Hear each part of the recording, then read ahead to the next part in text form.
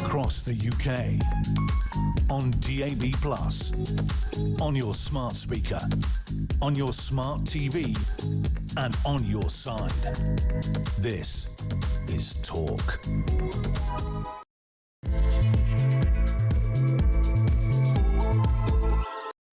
Good evening and welcome to the Political Asylum with me, Samara Gill, in for Kevin O'Sullivan while he does breakfast for Talk. I mean, gosh, what a day. Let's look at Britain's compassionate asylum system this week. We've had a sex assault migrant who was wrongly released from prison, then paid £500 of taxpayer money to agree to deportation. We had the Uxbridge stabbing, a man killed, a 14-year-old boy injured. The attacker, reportedly an Afghan asylum seeker who received status in 2022. And a Channel migrant known to police in 4 countries allegedly murdered a restaurant owner shouting F English. 3 stories, 1 theme. Total collapse of control. This is modern Britain, people. I'm very, very sorry to say.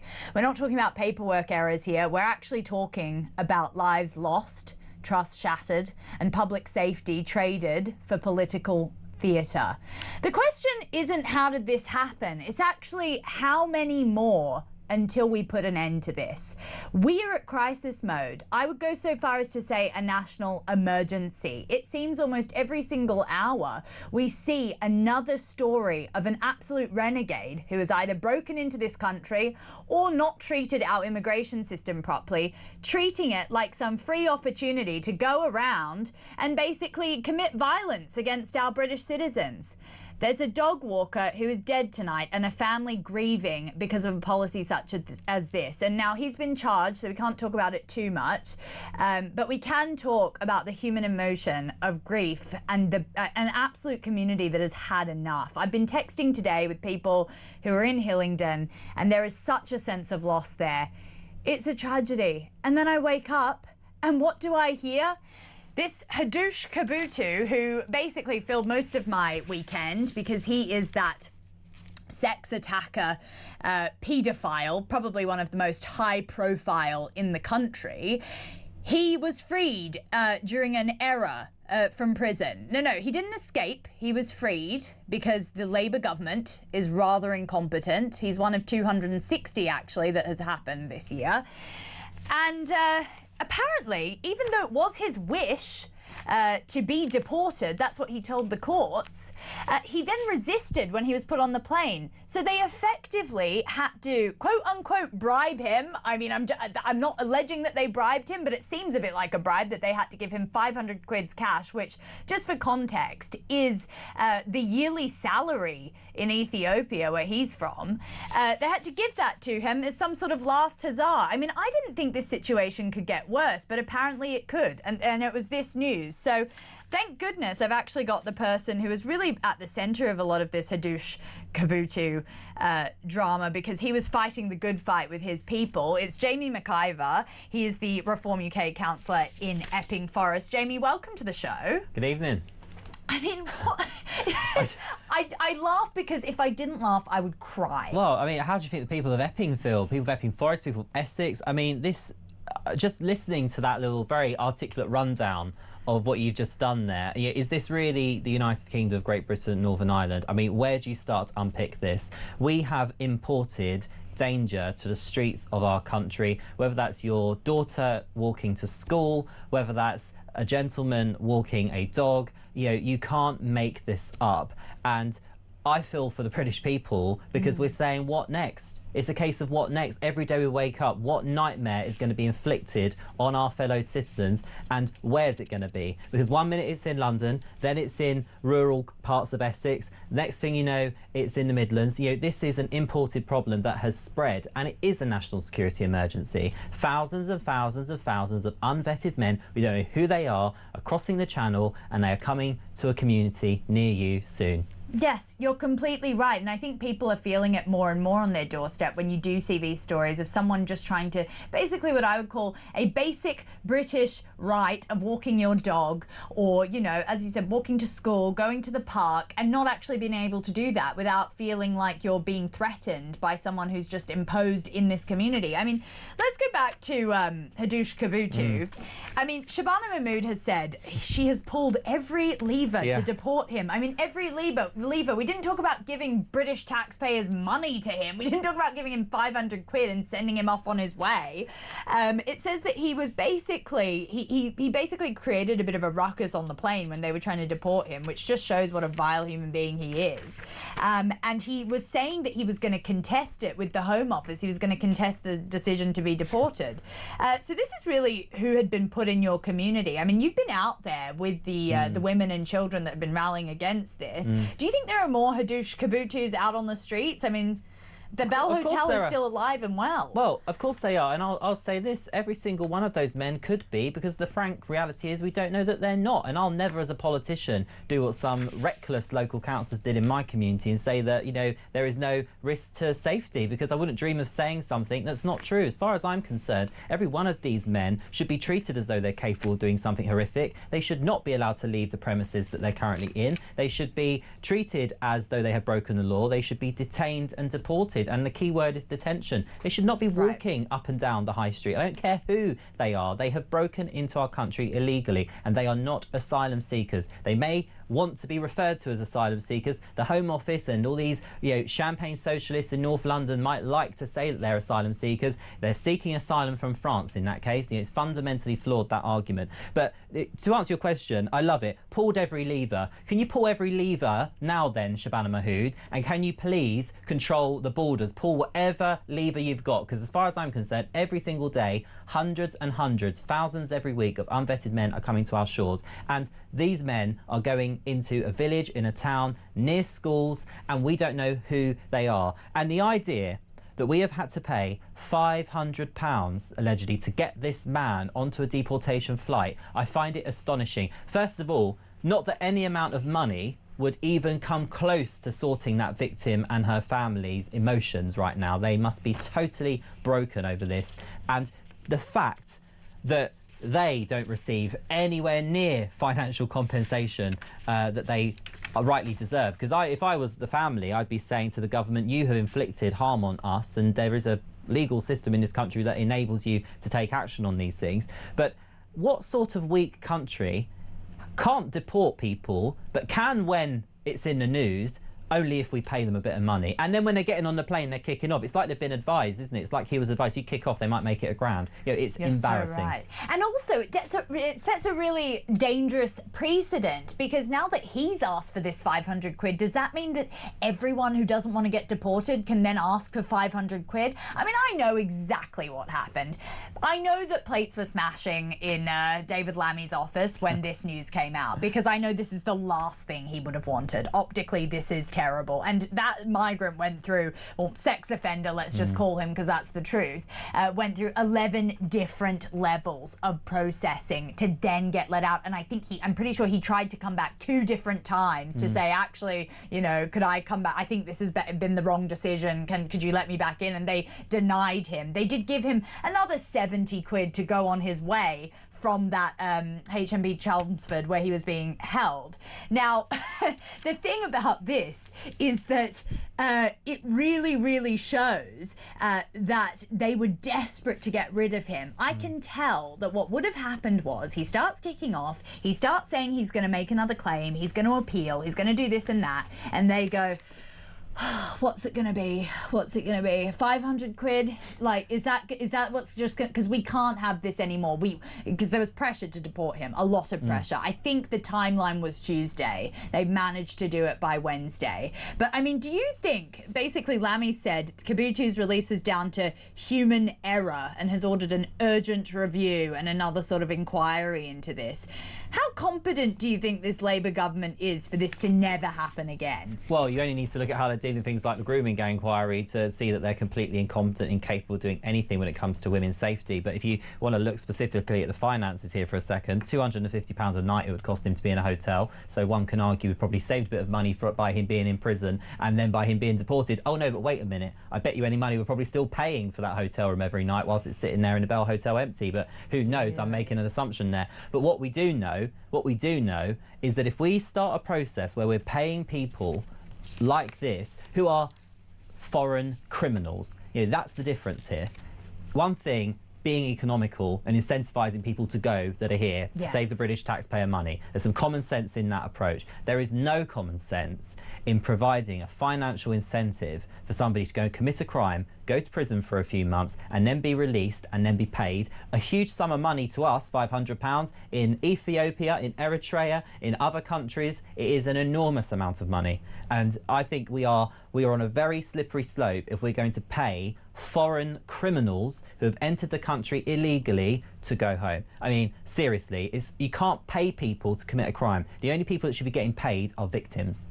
Exactly, and that is taxpayers' money going into that guy's pocket who basically destroyed this 14-year-old girl's life. Let me remind you, he is a convicted pedophile sex offender who you've just given 500 quid of taxpayer money to, government. I mean, it's crazy, and no one's going to be held accountable for that because they're all just pushing the blame in every which direction. I mean... Well, I was just going to say, if they've got 500 quid spare every now and then, then they ought to buy a gazebo for the mums of Epping who will be protesting in this winter until that hotel is closed, because we aren't going anywhere no matter what the weather is. I'd rather see that money spent on British people for proper causes like the mums of Epping who are trying so desperately to get that hotel closed and have started a national conversation on this very issue. What an insult to, say, a single mum in Epping whose daughter is too scared to walk to school, who's just about making ends meet, to then find out that a foreign criminal has just been paid £500. Well, it's just like what they said in the court ruling. The rights of the asylum seekers is above the rights of the British people. And I think that rings true in this very case. Till the very end, this guy's rights have been put above this 14-year-old whose life has been ruined, and the other women involved in that case, to be quite frank. I mean, I want to bring your attention to this other story that happened. This small boat migrant, he was jailed. So he murdered a bank customer. It's come out today.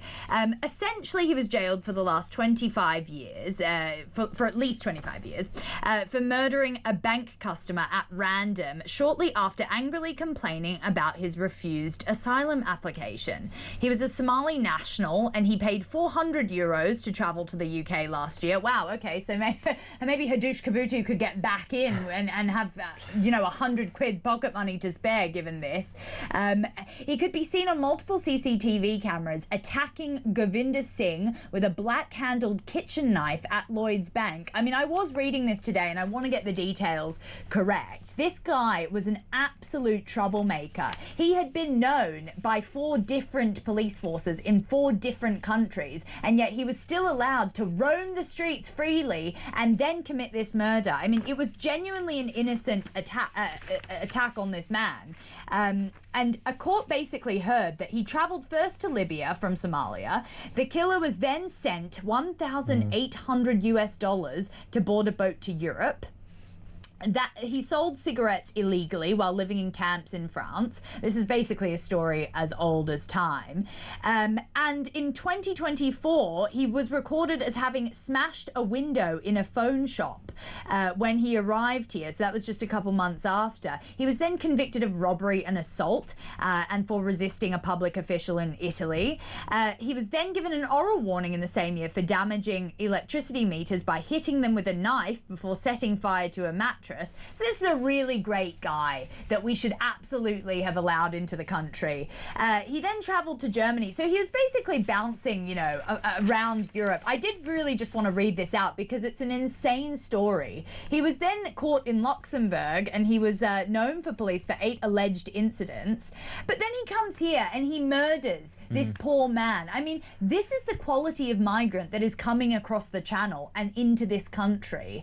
When are we ever going to see a stop to this? Do you think it'll be under Labour? No, Samara, because of course the Labour Party think these are all dentists and paediatric surgeons, and these are the most talented scientists that are going to send rockets to space, according to Labour MPs. And isn't it ironic that the Standard describe him as a small boat migrant because maybe the penny's dropped that when you're an asylum seeker, that means you're fleeing a dangerous country, and he's had a criminal career in most of Europe. But what worries me is the $1,800 Who sent him that? Yeah. Who are sending money to these people to come to this country? Who is sending this money? Where is the money coming from? And why are people prepared to give so much money to people to make that journey to Britain? And I think when you look at some of the things that happen to our country, some of the things they say as they're committing these offences, it's very clear. They don't come here because they love this country. They don't come here because they love our people, our way of life, our culture. They don't come here because they want to respect our women. Why are they coming here? And it beggars belief that this sort of thing is happening across Europe, and all of these major countries, Germany, Italy, the Netherlands, have got intelligence on this guy that somehow they can make it to a high street in Britain. None of those countries are prepared to do the right thing themselves and deport. This is a European problem. And then today, people have got the audacity to not support Nigel Farage with getting us out of the European Court of Human Rights. I want to talk about that. The House of Commons today had an opportunity to get the ball rolling on something that I couldn't think of anything more important for our country right now than securing our borders, protecting women and children, making our streets safe again. There was an opportunity to step in the right direction today for Parliament to restore some faith that the British people have lost for many, many decades. And they basically are proud to say they didn't support Nigel's 10-minute bill. Today of all days Of all days. And it just goes to show the quality of members of Parliament in this country, not just the current Parliament, which is probably an all-time worse. The quality of politicians in this country for the last decades have let, I'm in my 20s, have let my generation down and all future generations down, because the decisions they're making today are impact tomorrow, and the people in that place do not have a clue, the vast majority, of what is really going on the streets of this country. And that is why the British people, they feel very emotional about this. There was once a time when these were tabloid stories and it was like, oh my God, would you believe it? It's now a daily occurrence. You're right. People are waking up. What crap is going to happen today? Who's going to die today? Who's going to be hurt today? Who's going to be harmed today? If we don't call out the fact that this is a daily occurrence, we may be stuck with this government for another 4 years. They have no action plan whatsoever. Their only action plan is inaction. And when David Lammy says he's livid, I tell you what he'll be livid about, and I can speak probably for the Home Secretary here too. They'll be livid that he's actually been deported on a plane tonight. That's what they'll be livid about, because they have campaigned to stop the deportation of foreign nationals under the previous government, signing all these letters. They probably don't even read these letters. It wouldn't surprise me the quality of our members of Parliament. But one of the most important ministries of state is the Ministry of Justice. And how you can sit in your office this evening, although I highly doubt they work this late, these people. But let's imagine that they are in their office this evening. Let's imagine David Lammy is sitting at his desk. I bet you any money he is not sitting there feeling like he's helped get justice today, when a victim is sitting there scared to see what other prisoners are going to be released, and you've got a man on a plane right now probably being served a nice hot meal on the aircraft too, and all of that, and has been paid to leave the country when he's a foreign criminal. He's been paid a year's worth of salary in his home country. That guy's just going to be basically whining and dining for the whole year on the British taxpayers' dime. That's lovely to think about. This pedophile sex offender, that's a great ending for him. He's genuinely left the country richer than when he came here. It infuriates me, Jamie. Look, after the break, we're going to be talking about digital IDs. The Labour government has really, really had an insidious plan for a lot longer than we actually think or know. That with Alan Miller, and I'm still with Jamie after these messages.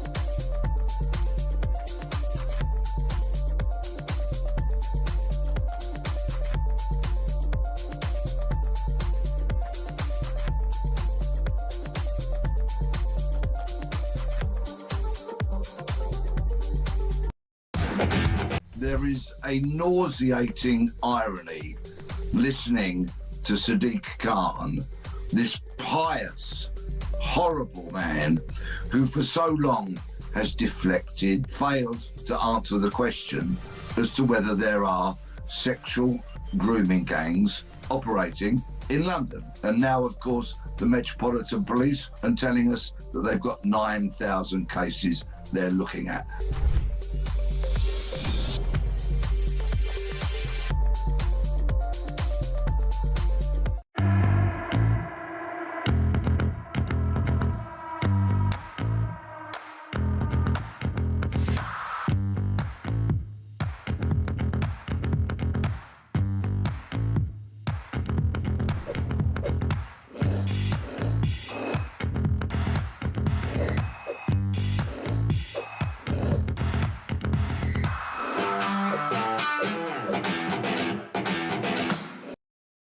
Across the UK, on DAB+, on your smart speaker, on your smart TV, and on your side. This is Talk. Welcome back. Do you want a digital ID? Would you like this Labour government tracking everything you do, potentially having access to what taxes you pay, your NHS files? Who knows what the end of the digital ID is, especially under the same government that would like to call people like Jamie here a fascist and a racist, saying that Nigel Farage flirts with the Hitler Youth. Yeah, I'd really like them to have access to a digital ID system. Well, apparently they've been working on this system for a very, very long time. They've actually been funding foreign digital IDs way before announcing the plans for the UK. Someone who knows a lot about this is Alan Miller. Alan, welcome to the show. Thanks for having me here, Samara. I mean, what do you make of this? This is much more dark and insidious than I originally thought. I think the thing is that it's been a plan for Tony Blair and the Tony Blair Institute for a long time to have national ID cards. They were kicked out in 2011, and every single issue that comes up, it seems that the solution is digital ID. He was a massive proponent of punishing people enormously for, if they didn't want to go along with the idea of vaccine passports. He's been lobbying for it internationally, but we've seen that there's an infrastructure that's been put in place. There's a one login system which has had whistleblowers and is very leaky and porous. It's a big security threat with potential data breaches and a hacker's delight. That's on one side of things. On top of that sits the government UK digital wallet, which they want to rebrand as a brick card. It sounds all cool, right? Cool Britannia, like all that stuff we heard in the 90s and the noughties. But actually, what this really represents is a situation where it's a paper-please society. It's for every area of our life now, we're told this is what's going to be required. And the fact that in 2021, they're already doing it in parts of the world, places like Bosnia-Herzegovina, also in Georgia. We also did a small report on it being rolled out in Ukraine. And in Ukraine, there's a couple of joint investments, one of them for several million, one of them for 150 million with USAID. We all know about that because of Doge and Elon Musk. But yes. Investment there in infrastructure with DIA, where you've had a situation where they were weaponizing all of that around vaccine passports and imposing measures on citizens. And so what we're saying at the Together Declaration, and we'd love your listeners and viewers to get involved, is that we have a number of things people can do. They're pushing 8 million directors, trying to force them onto digital ID.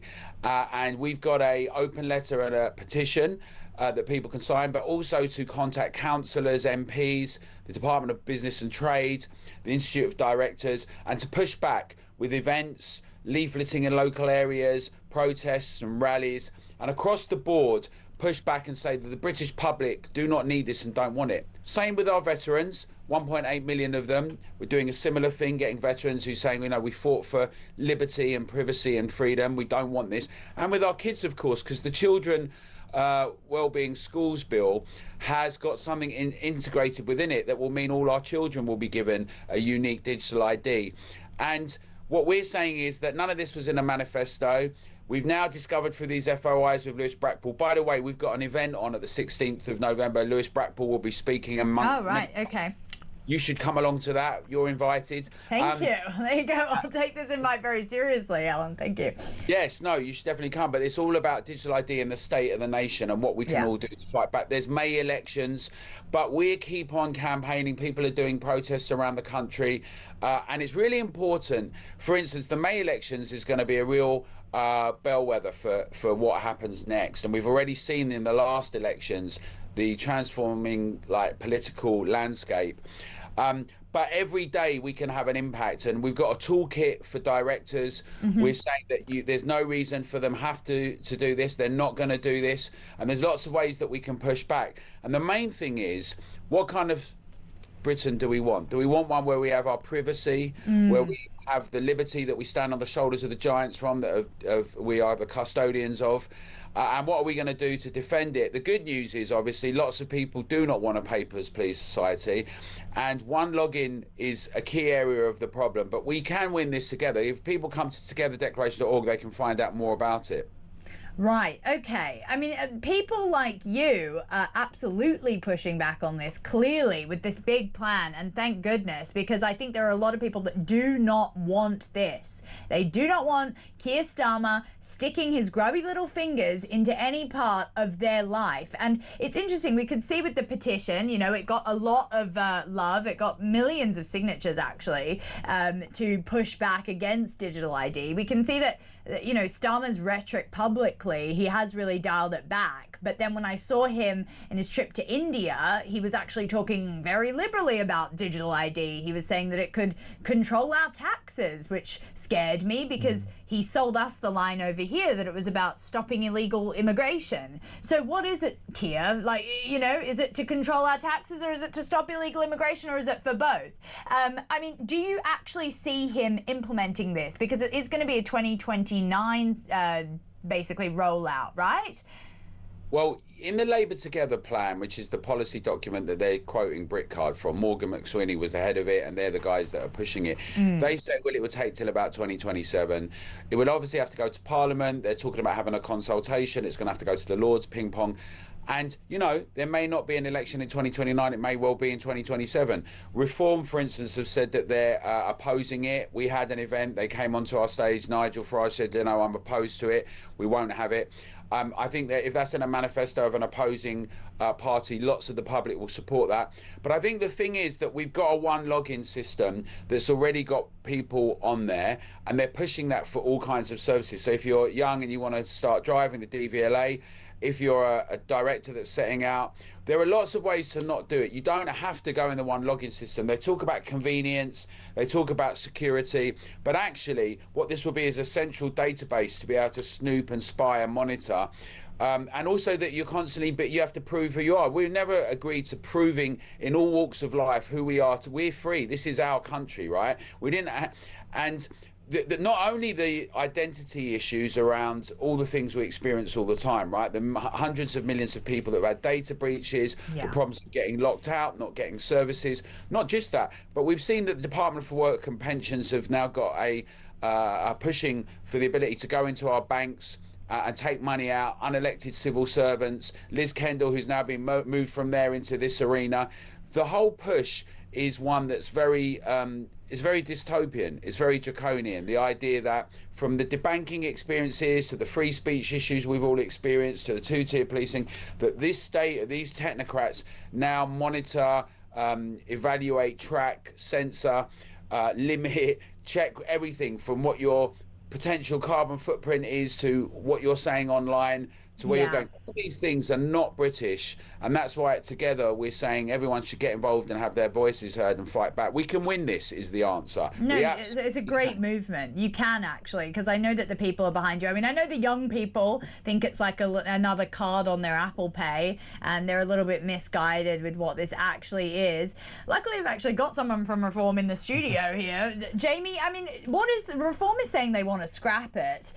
What is the reasoning behind that? They don't want to become a papers please society. Is it anti-British in their mind? Well, I think firstly, Reform would never come up with such a stupid idea in the first place. So the idea that we would ever kind of support a policy as ridiculous as this is for the birds. You know, as a party, we believe in individual liberty. We believe in freedom. You know, we are the only genuine patriotic party that the British people have the opportunity to vote for.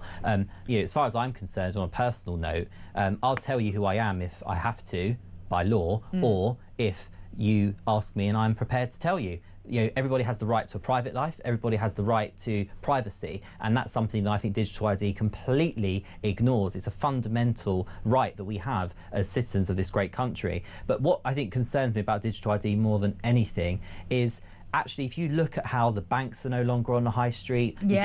You go to park your car, you can't use cash. You know, I could list so many things that in this country we now can't do because of an obsession with digital. We all know that digital and AI has its uses. It's been fantastic in things like the NHS for, you know, more speed when it comes to outcomes for people. It makes processes better. But frankly, I like paper. On a private note, I like paper. I like to spend cash, and I think it's wrong that we are forcing people into this digital way of life, and not one political party has ever had a manifesto commitment to do this or a mandate to do this. When did Labour during the general election talk about rolling out digital ID? What they are doing, because they've got an ideological obsession with controlling people, that is what left-wing people are like. They love the control. They like to control minority groups and say they can't go anywhere because they're a minority group, rather than encouraging them to become entrepreneurs and succeed. You know, the left love to control. This is over control of the state. It's big state. It's tech knowing everything about you, and it's something that they are now trying to use illegal migration, which is the #1 thing British people are concerned about. That's why Reform are rocketing in the polls. That's one of the reasons.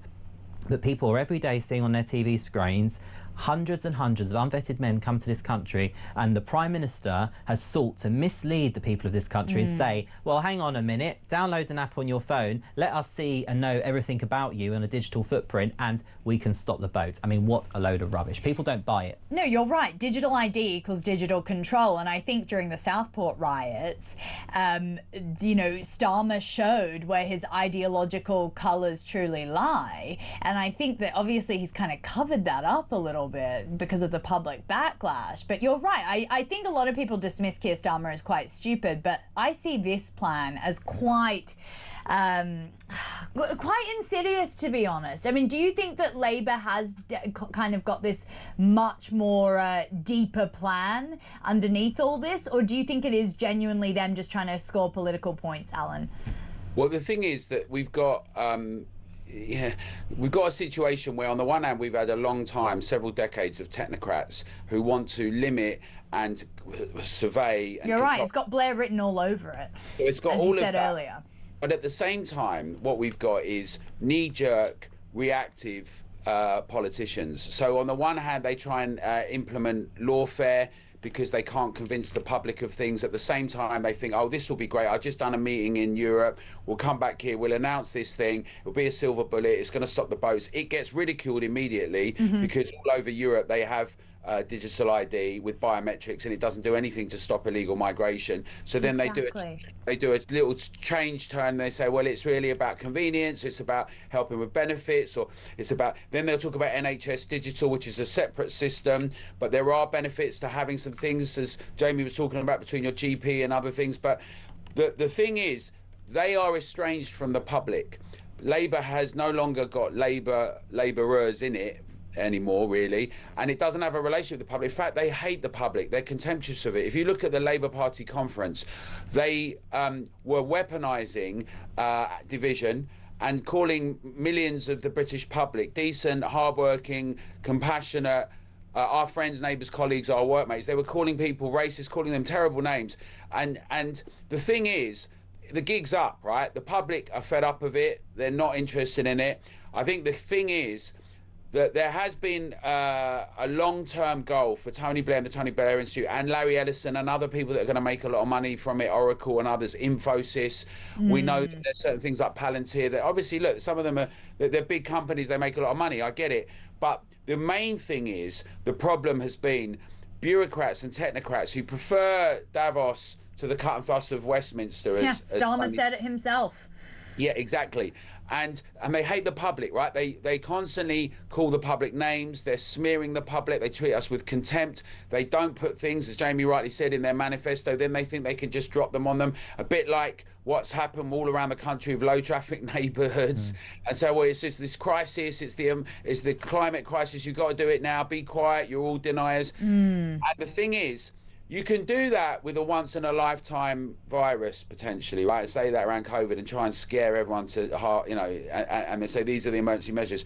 But when you're doing it around things like borders and free speech and migrants at hotel, the public are like, hold on a minute, this is not okay and we're not buying it. And actually now, it's dangerous at one level because they're weaponizing things, but at another level, people are like, this is water off a duck's back.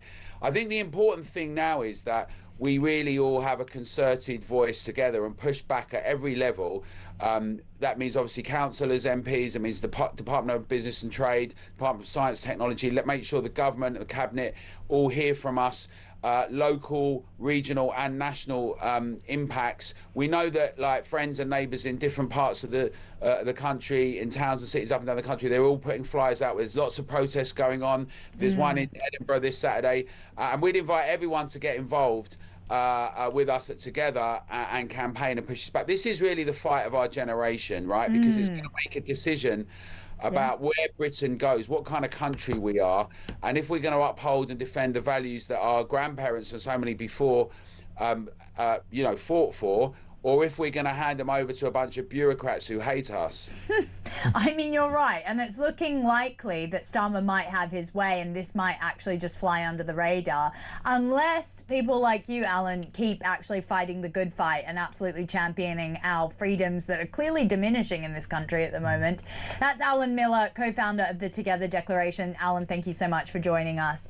I mean, Andy in Northern said, I'm certain Starmer said that he wants to keep politics out of people's lives. Digital ID is imposing political will into people's lives. I will never sign up for digital ID. Would you sign up for digital ID? 0344 499 1000 is the number. Give me a call about it. I definitely want to discuss it. Alex Phillips, one of your favorites. Next, stay tuned.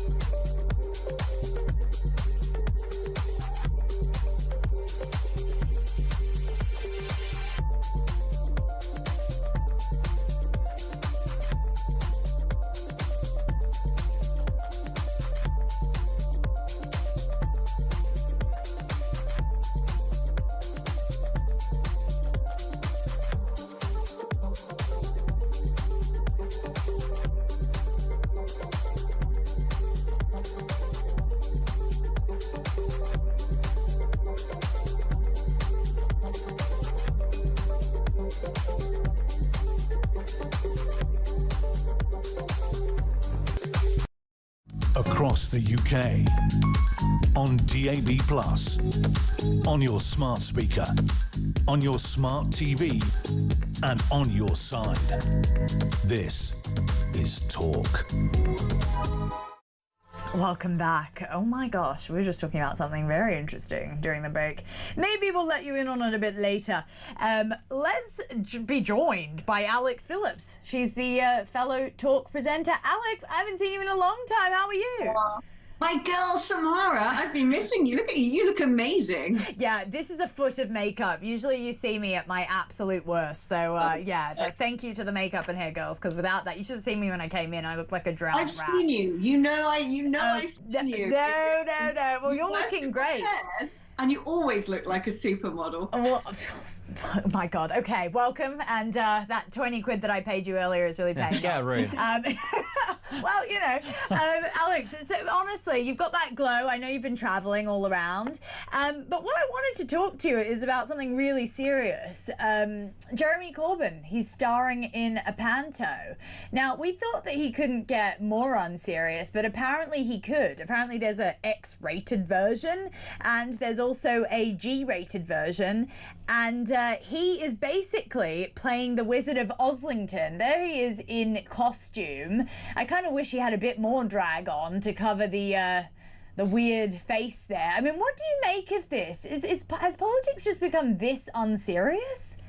I mean, Jeremy Corbyn has never really been what I'd consider serious. He's one of those faddish, cultish, backbench MPs. He should never have made it to the front ranks and run as leader. This is the man who welcomed Hamas, had a photo shoot, done selfies with the terrorists, peace and love. The only thing that I find that I've ever agreed with Jeremy Corbyn on is Brexit, ironically, but then he soon sort of shed those views as soon as he was Labour leader. But look, he's little Mr. Allotment. How big is your marrow? Here he is in a pantomime. I mean, he should actually be one of the witches, right? A pantomime villain. But of course, in Oslington. Can I just say, it kind of looks, that theatre looks like a penitentiary. Like, he looks like he's in some sort of like prison overalls begging to be released. But, they're going to love it. Everyone's going to flock to it, aren't they? All the sort of, short fringed lunatics and lumberjack shirt wearing, big bearded, beard oil, sourdough munching Egypts are going to be queuing up to go to it. So fine, let's just hope he registers it on his parliamentary expenses. I mean, you're 100% right. I really would love to know if that panto's going on tour. Maybe they'll perform something in Palestine for Hamas. They would love to see Jeremy, I'm sure, as a drag queen, or they'd love to see drag queens in general there. I'm sure they're widely accepted. I mean, I'm joined in the studio with Jamie McIver. Jamie, I mean, what do you make of this? You're in politics. Would you do a panto? Do you know what? If there was a local cause, I would absolutely sponsor it. I don't think you'd find me do it, but, who knows? But none of the politicians in Parliament, with the exception of a handful, are actually serious about their jobs, clearly. That Jeremy Corbyn's clearly a liked constituency MP. Let's give him some credit. He was elected as an independent. Right. That is no easy footing. True. But that said, I despise his views. I despise the sort of people that will be cheering him on in this sort of occasion. And you know what worries me about when politicians start doing this? Parliament and Britain loses credibility. I mean, we've got a government that's horrific, but it's really nice if you've got a country with a really unpopular government, but, the Parliament is, really well respected around the world. We are the mother of all parliaments. But when you just look today at how they behaved over Nigel's 10-minute bill on the ECHR, you can just see we have unserious people. In fact, I think Jeremy Corbyn actually isn't the least serious. I think the Lib Dems are by far the worst when it comes to the ugliness of British Zach politics. Polanski and the Greens. No, but luckily he's not in Parliament yet. No, he's not. Let's not hold our breath, though. But the thing is with Jeremy Corbyn is, as Alex has said, his views are awful. He hates Britain. He hates, I think, Israel. By far the worst parliamentarian when it comes to his record there. And just look at some of the things he said about the IRA, just look at the things that he's said about other terror groups, and what he actually does. He hates on British troops, he hates on British people, he hates on people that believe that our country's borders can be controlled. He thinks all those people coming on boats are going to be surgeons of tomorrow. This is a man with terrible judgment, and you won't see me in the audience clapping, although if you two are going I might join, but free to crowd. Alex, will you be grabbing a ticket to Magic Grandpa's panto? I would actually go if you want to make it. Samara. I would go. Although, you know, every time there's someone, he's behind you, boo, happens, they'd all be looking at us. We'll be sitting at the back of the theatre and everyone's going, oh, it's those two witches from Talk. I didn't want to say ugly sisters because that would be cruel, but I can imagine a few nasty lefties that would say that about you two. I went to Shoreditch and basically got chased out of there with pitchforks, so I know better. We'll have to wear our burqas, Samara. No, oh my God, you're right. I mean, it's almost like you want to have he wants to have his cake and eat it too. He's a classic liberal lefty. He wants to support all these crazy liberal causes, but then when I see Zara Sultana and the Your Party, I mean, a lot of their factions are quite sort of veering towards Islamist extremism. I wouldn't say that fully, but it is this weird chasm that the Your Party is already having, where it's like, oh, I'm starring in a panto, but also I'm friends with Hamas, as you said earlier. What do you think about the Your Party? Are they becoming a very powerful force? I mean, I have to say that they have got a lot of members, unpaid at that, but they are sort of becoming a little bit of a threat to Labour, that's for sure. Well, do you know what? From what I have seen so far, they seem to be just one rung up the ladder from Change UK. Do you remember that ridiculous outfit? I mean, first of all, Zara Sultana launches it, and then Magic Grandpa says no, you know, being the sort of, you know, Me Too movement patriarch that he is. Little woman, shut up, I'm going to launch this and you'll do as I say. He tries to bring in all the mad Islamists. Then is it going to be called Your Party? Then Zara Sultana puts out a fundraising email and he doesn't like it. And I mean, it just basically looks like sixth form politics because that's what it is. That is what it is. But the problem is, it is a magnet for people who fundamentally hate the country that they live in. Because, you know, most of these crazy, weird leftists who like their sort of lentils and their sourdough and hairy armpits and smell a bit like a sock that you found down the bottom of your sofa 6 months after it got, you know, disposed there. The problem with these characters is they were bullied at school. They're just sad, weird kids who think that the world owes them something because they're ugly, because they never got a first date, because they never snogged a girl at the high school disco, because they didn't get good grades or whatever it is. They just feel like the world owes them something. And so they go into politics to punish everybody else and punish their country because they think the country has punished them. I'm sorry, you want to look any uglier? Yeah, go on then. Get the short fringe, dye your hair blue, and carry a Socialist Workers' Party placard, because that's really going to bring in the dates. I mean, these people are just, you know, they exist in every single country of society. They're saddos, they're weirdos. So let them all go hang out together. That party is never going to form a government. You're right, though. It is this dangerous, dangerous victim complex that seems to be sort of running the country at the moment. I mean, it's seeped into Labour. It has, obviously, I mean, it's sort of the basis of the Your Party. Alex, I'm going to keep you over the break. We do need to go to a short one, so stay tuned. We will all be here when you get back.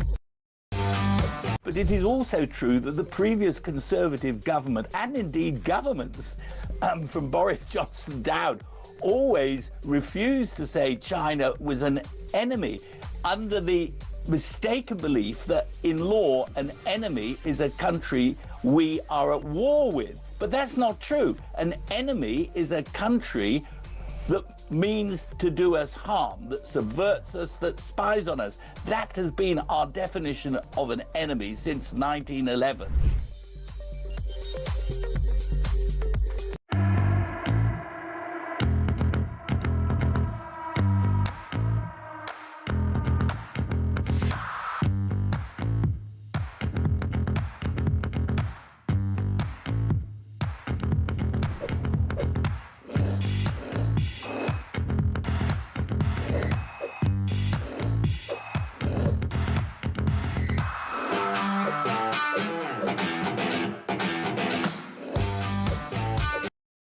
Across the UK, on DAB+, on your smart speaker, on your smart TV, and on your side. This is Talk. Welcome back. Well, I'm just going to jump right into it. I mean, we've been talking about this Hadush Kabutu being given 500 quid. I did really want your thoughts on this, Alex. I mean, we've genuinely just given today a pedophile sex offender 500 quid to get out of the country. Can we stoop any lower than this, in your mind? Genuinely? This whole story, I mean, we're talking about Jeremy Corbyn in a pantomime. I mean, who needs to go watch a pantomime when you can just read about it in the newspaper?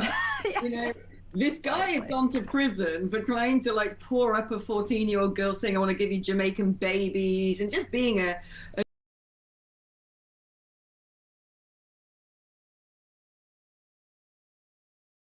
Eritrea, you get that one wrong in that part of the world and you really will be shot. But he, you know, he gets sent to prison for a sort of, you know, gesture sentence, frankly. And then after that, he's supposed to be deported. And from what I understand, they said to him, right, go on, out to prison you go. And he's like, well, where am I supposed to go? I'm supposed to be getting deported. Like, go on, there's the train station, off you go, son. And he keeps coming back to the prison trying to be let back in. And they're like, no, go get on the train. And he's like, where am I supposed to be going? I know. And then finally they get a hold of it. We're going to deport this disgusting beast. And they give him 500 quid. Yeah. What for? Like to buy sweeties at the airport? I mean, the whole thing is just mad. Well, I know. And I know you lived in parts of the world, and we did the math, parts of that area. And look, we did the math. It's a year's worth of salary where he's from. I mean, this is no small figure. And it is because he kicked up a fuss when he got on the plane and said, I'm going to raise a different claim. You can't deport me. I'm going to raise hell. And they ended up basically just giving him that 500 quid to get rid of him. But it shows just how hard it is to make even one deportation in this country. We're basically actively just having to give out cash. Well, this is the thing. It isn't him. I don't think he's brains of Britain who sat there and discovered every single nook, cranny and loophole of the UK immigration legal system. The problem we have is a fifth column of so-called do-gooders. Again, the sad, smelly, marrow-growing, quinoa munching, short fringe saddos who will go watch Jeremy Corbyn in the pantomime. They all sort of, you know, side with what is essentially an illegal immigration industrial complex. There are people making a lot of money in NGOs, a lot of money as immigration lawyers, absolutely coining it off the back of this illicit trade. And they're the people giving people like our little mate Hadush the advice, well, you can raise a deportation thing, you can make money off them, you can do this. Frankly, I think we need to audit all of these immigration lawyers, find out who they are, find out if they're connected to the people traffickers, for crying out loud, because I bet you some of them are. No, you make a really good point as well about the left wing never sticking up for women and children's rights when it comes to illegal migrants. And I know this is something you do bang on about a lot for good reason. I mean, we've had so many different stories today. I'm almost overwhelmed by the amount of stories I've got in front of me of different asylum seekers, illegal migrants who've broken into this country, just basically raising havoc against the British citizens. I mean, do you think the left will ever come to play when it comes to this? Or do you think they'll always absolutely be desensitized to saying, oh no, it doesn't happen, we should feel very bad, we need to offer them a blanket and hot cocoa when they arrive on our shores, they're not a threat at all? Yeah, these people are ill. Samara, they're ill. I'm going to give you two examples of things I've heard leftist women say on the subject of illegal migrants or men from vastly different misogynistic cultures and their threats to women in this country. Case number one, was a woman in Sweden who, when asked the question about, well, what about these guys coming over? Look at the statistics. Look at how much higher the rate of rape is amongst people from these countries as per capita compared to the domestic population. And her view was, oh, well, at least it's sparing people in Afghanistan from being raped. Point one. Point two was a woman in America who got raped and said, oh, well, the poor migrant, he's been emasculated by the fact that we're so horrible to him. And I mean, there's a brilliant lecturer, professor in America called Gad Saad, who's originally from Lebanon, a Lebanese Jew. And he calls it suicidal empathy, which I think is a really nice way of saying mental illness. These people aren't well. They're not wired up right. They're clearly dragging around some trauma like a massively overladen suitcase on those conveyor belts through the airports throughout life, and they want the rest of them to drink from their poisoned well.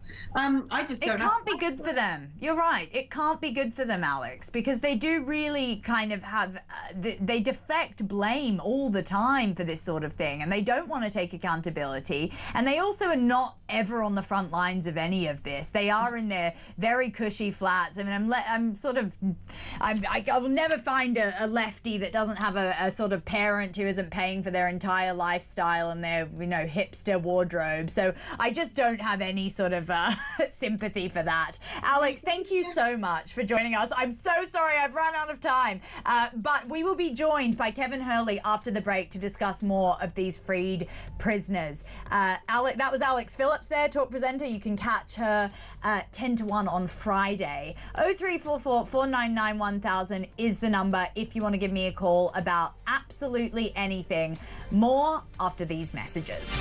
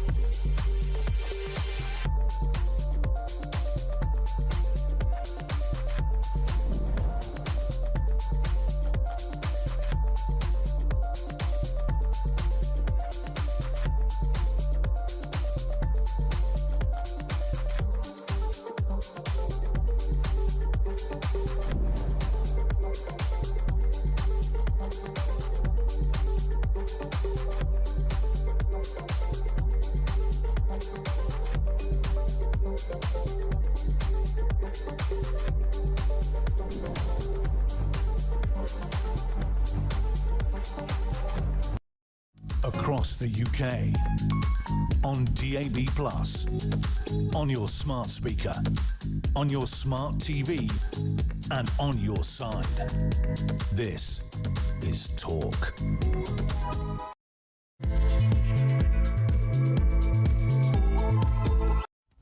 Welcome back to the Political Asylum. It is just going past 8 o'clock and I have a jam-packed hour.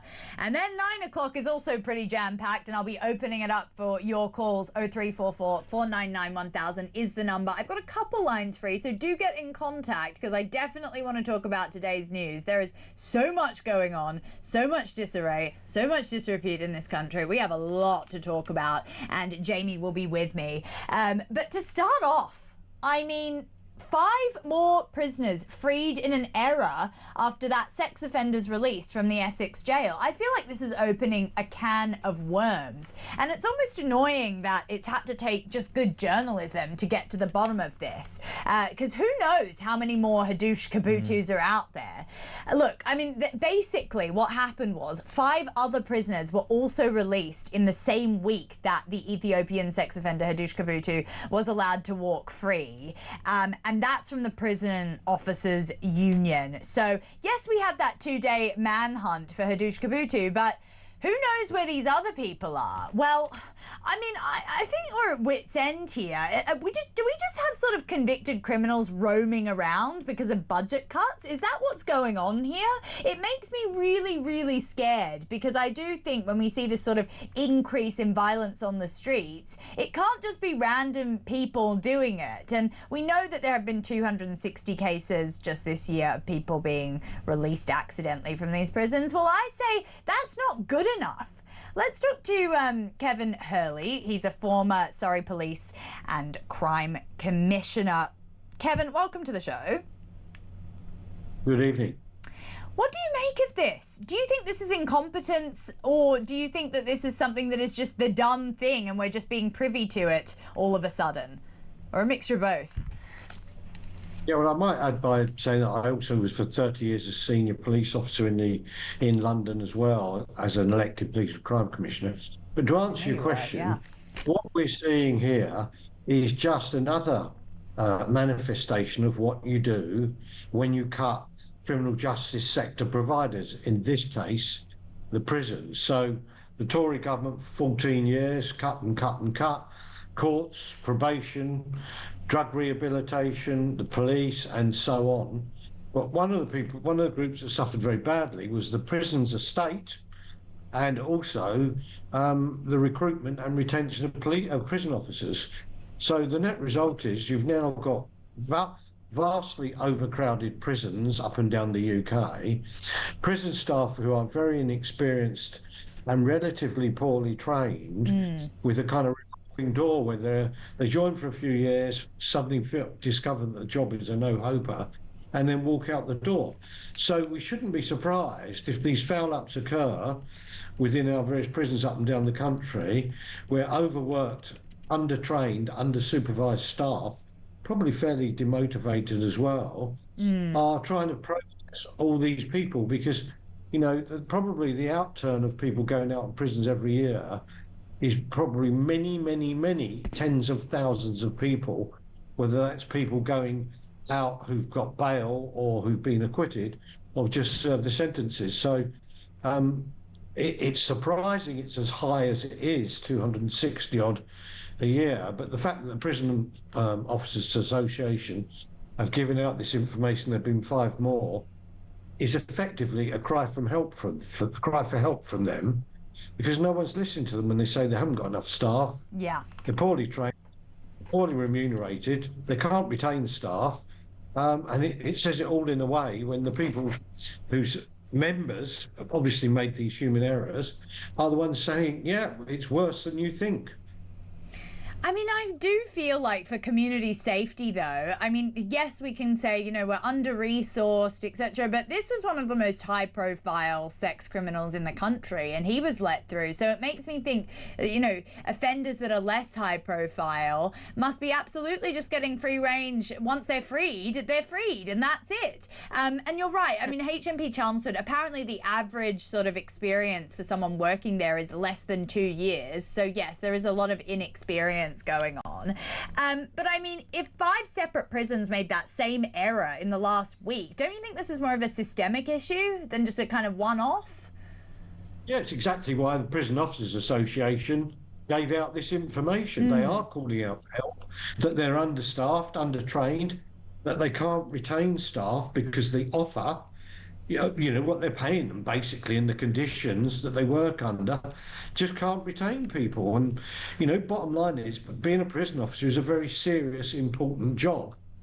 And if we're not prepared to pay for them properly and train them properly, we shouldn't be surprised when this kind of thing goes on. It's just, it comes back to, for 14 years, Theresa May, Grayling, when she was Home Secretary, Grayling and Gove, when they were Justice Ministers, were quite happy to see the prisons estate run down, not properly being invested in, and so on. And so, we've now got that result now. You actually can't blame Labour because, in fairness, they inherited a lot this. of the cuts were made under Tories, under the Tory Well, government. I'll be quite blunt about it. I saw what they were doing when I was serving in the police, and then afterwards when I was an elected Police and Crime Commissioner, and I opposed them at every turn, saying you are going to damage public safety in what you're doing, cutting the police, cutting the prosecution service, closing magistrates' courts, closing Crown courts, not employing enough judges, not having enough prosecutors, not having enough prisons, not having enough probation officers to supervise them when they come out, insufficient drug rehabilitation, insufficient investment in social services to prevent young people offending.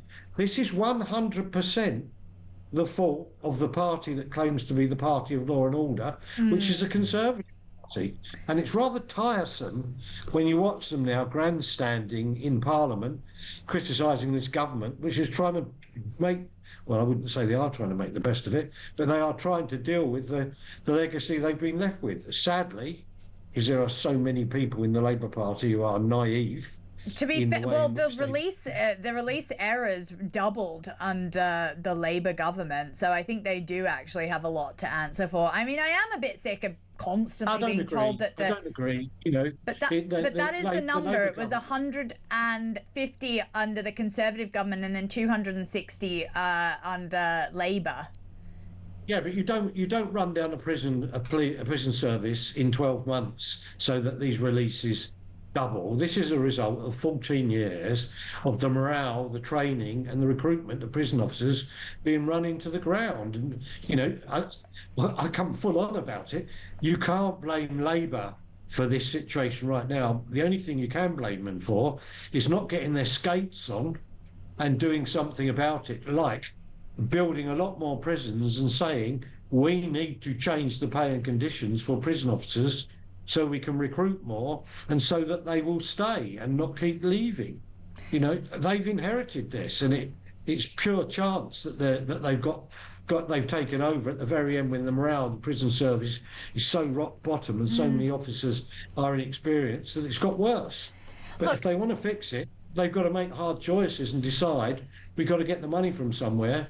Well, that inevitably means either they've got to go into areas they're ring-fenced, which is take it from the NHS, right, or take it from social benefits, and no one in the Labour Party wants to do that. Well, I don't know. We're spending billions on migrant hotels. We're spending billions on foreign aid and these sort of fake inquiries that Labour keep absolutely blundering. I mean, I want to bring Jamie McIver in here because I know you want to talk about this. Should Labour keep passing the buck and saying, oh, this is the Conservatives' fault? I mean, I get that the Conservatives do have a lot to answer for, but they've been in power over a year now. It's getting to a point where I'm like, no, we can't just blame the Conservatives for everything.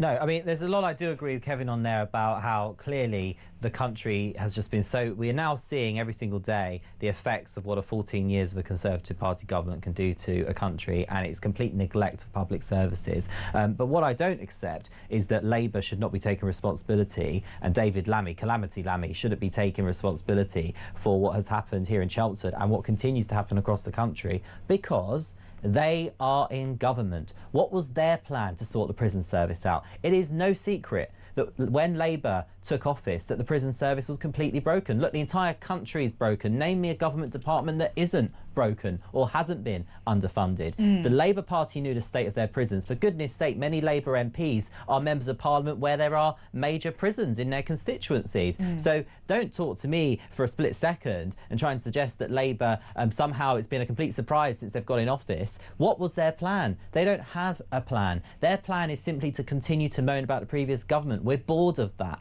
At least Reform UK, we are 4 years potentially from being in government. We've already said we're going to build Nightingale prisons. We already said we're going to use ex-army to actually work within the justice system and within the police force, because we need people that are robust enough and on the ball when it comes to things like who's coming in and out of a prison, for example. Basics. And what I do not buy, Samara, at all, is that it's only one person's fault. This is more... Don't tell me for a second that Chelmsford Prison, there's just one person on the door and, like, that's it. You know, come on. There is many people that would have been involved in that decision-making process, including people that aren't even based in the prison, that are on some management salary, probably working from home, maybe even working from home in another country, which we seem to find some of our councils are doing. No, let's be real.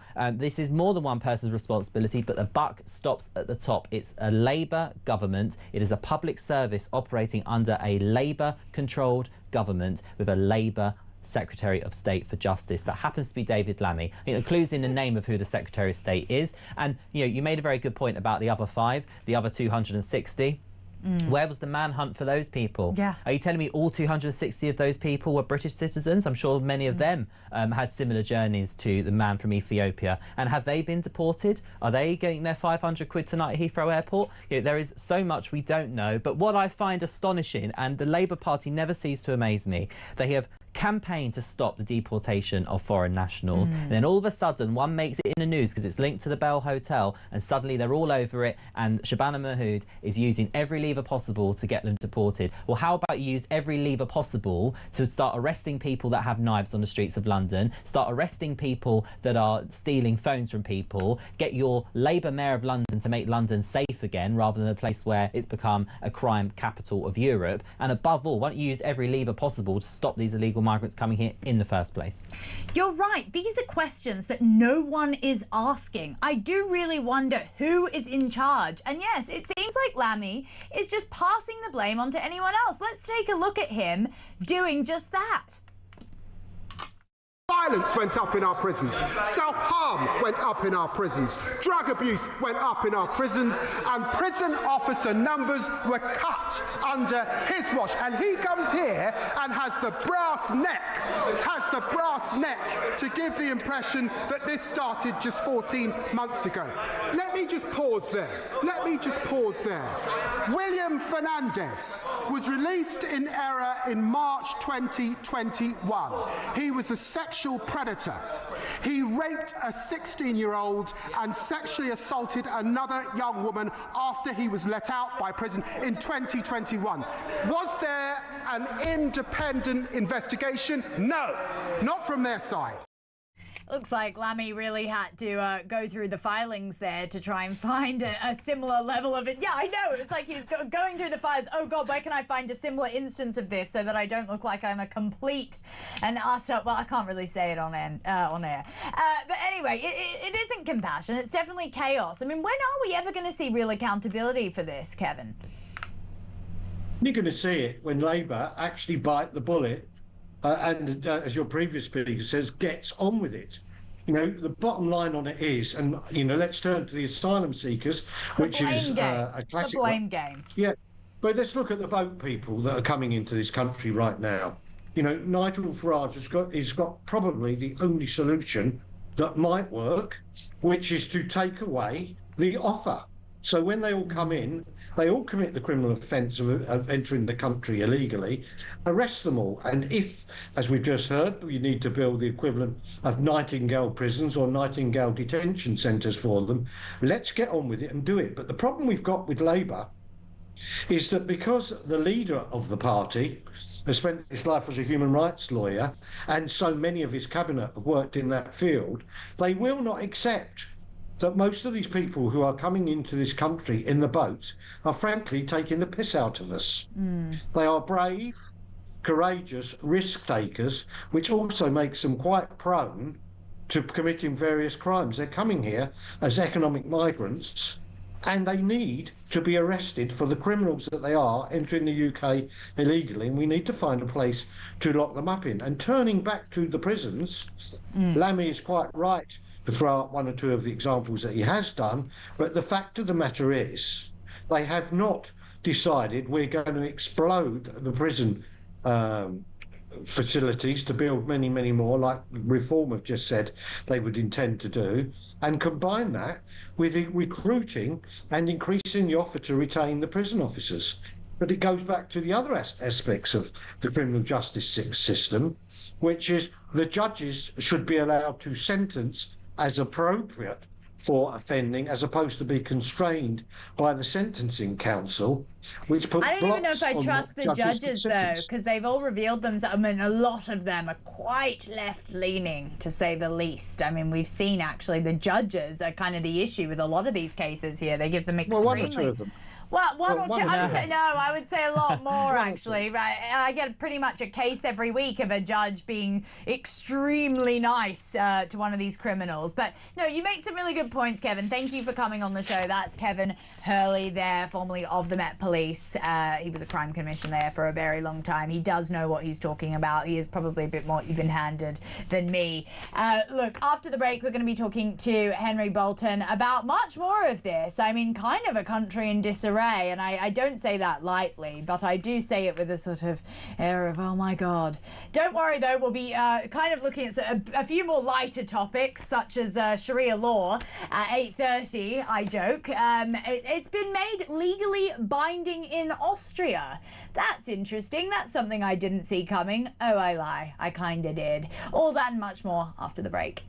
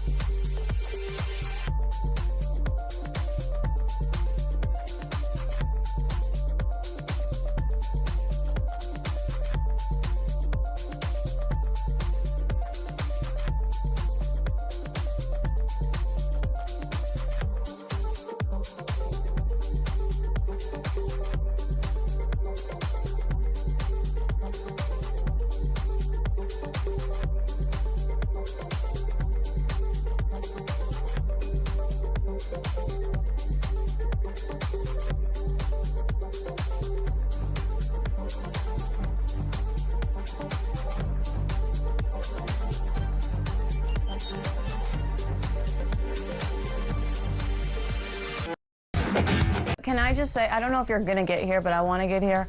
Them at the Dodgers game. Who in their right mind does not take their son to a baseball game? It's Harry and Meghan sitting there in front of Magic Johnson. That's true. They're front row. I never thought about that. And why does Harry not take you know who he took to the Super Bowl? Eugenie. Why does he never take his son to these types of events? How odd. Isn't that strange? What a very interesting point. Yeah. Across the UK, on DAB+, on your smart speaker, on your smart TV, and on your side. This is Talk. Welcome back. Oh my gosh, who is that? Nicola has said, Samara, I totally support Alan's campaign about digital ID. Unfortunately, it's too late for directors. I've been informed it's a legal requirement to verify identity, and if you do not, then after the 18th of November, you'll be fined and your company will not be able to submit filings such as an annual confirmation statement. That's interesting. I'll have to get my producer to look into that because that sounds extremely authoritarian. My goodness, Nicola. Look, let's talk about something which is kind of along the lines of what we've been talking about this evening. Asylum seekers are basically moving out of hotels. That was the kind of new government policy. I know it's the Labour's biggest wish to get all the asylum seekers out of hotels and to put them into army barracks, because it's not like they aren't sort of, you know, bursting at the seams. And also, I know a lot of army officers are struggling themselves. Let's talk to Henry Bolton, OBE, he's former UKIP leader. Henry, welcome to the show. Hi, Samara. Good evening. Thank you for joining me. Look, I mean, this extensive work is now being basically done to remove asbestos from the site. The Cameron barracks in Inverness, they're being poised to receive 300 asylum seekers as part of the government's effort to end the use of the costly hotels across the country. I mean, is this a good use of our barracks? Because I know that, yes, we have wanted to sort of detain them in some sort of way so that they aren't within the community. But I do think that it's very unfair to actual people serving in the army that could do with these resources. It looks like they're being sort of renovated to a tip-top standard for these asylum seekers. And I don't think the same privileges were offered to the people serving our country. No, Samara, I know there's another barracks that has been earmarked for this, which is Crowborough in East Sussex. Yes. I don't know the barracks in Inverness, but I do know the barracks in Crowborough. It's a training camp, and the army has had so little investment into its training estate that there are a few of these barracks available.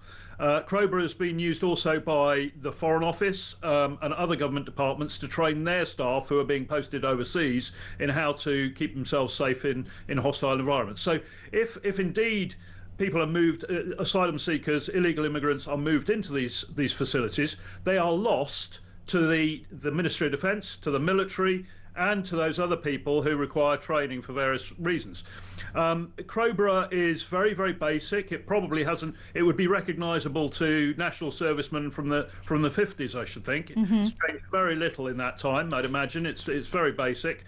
Doesn't need to be more than that for the military. But of course, yes, you're right. They're being sort of upgraded for these other people. Now, the bottom line, though, that I've always said it's all very well and good, you know, hammering the government, whichever government it may have been, this one or the previous one, to move people out of hotels, but you've got to have another solution. And I've always said that anyone who enters this country illegally needs to be securely detained, behind wire, not allowed to roam the streets freely until such time as they are either removed or they ask to go back to where they came from. We don't know who these people are. We cannot vet most of them.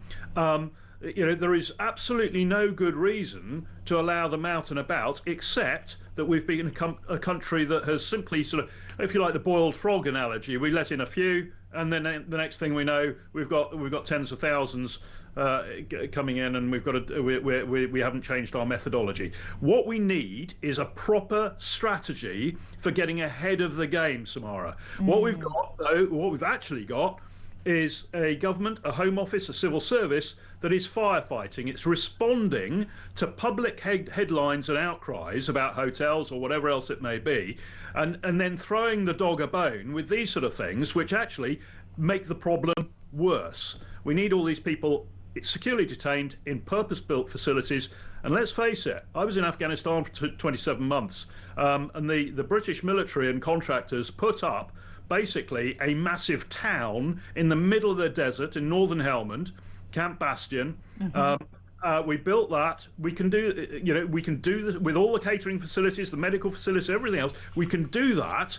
Ideally, I think somewhere offshore, somewhere like Ascension or something like that. Australia did that to massive success, actually. I mean, we processed our illegal migrants on Nauru, which is an island just off the coast, and that ensured that boat crossings dropped within a week to zero, because people knew that they weren't stepping a foot on the Australian shores if they were trying to make that illegal journey across. So yeah, you make a really good point. It should either be offshore processing or within a very, very confined sort of space in the country.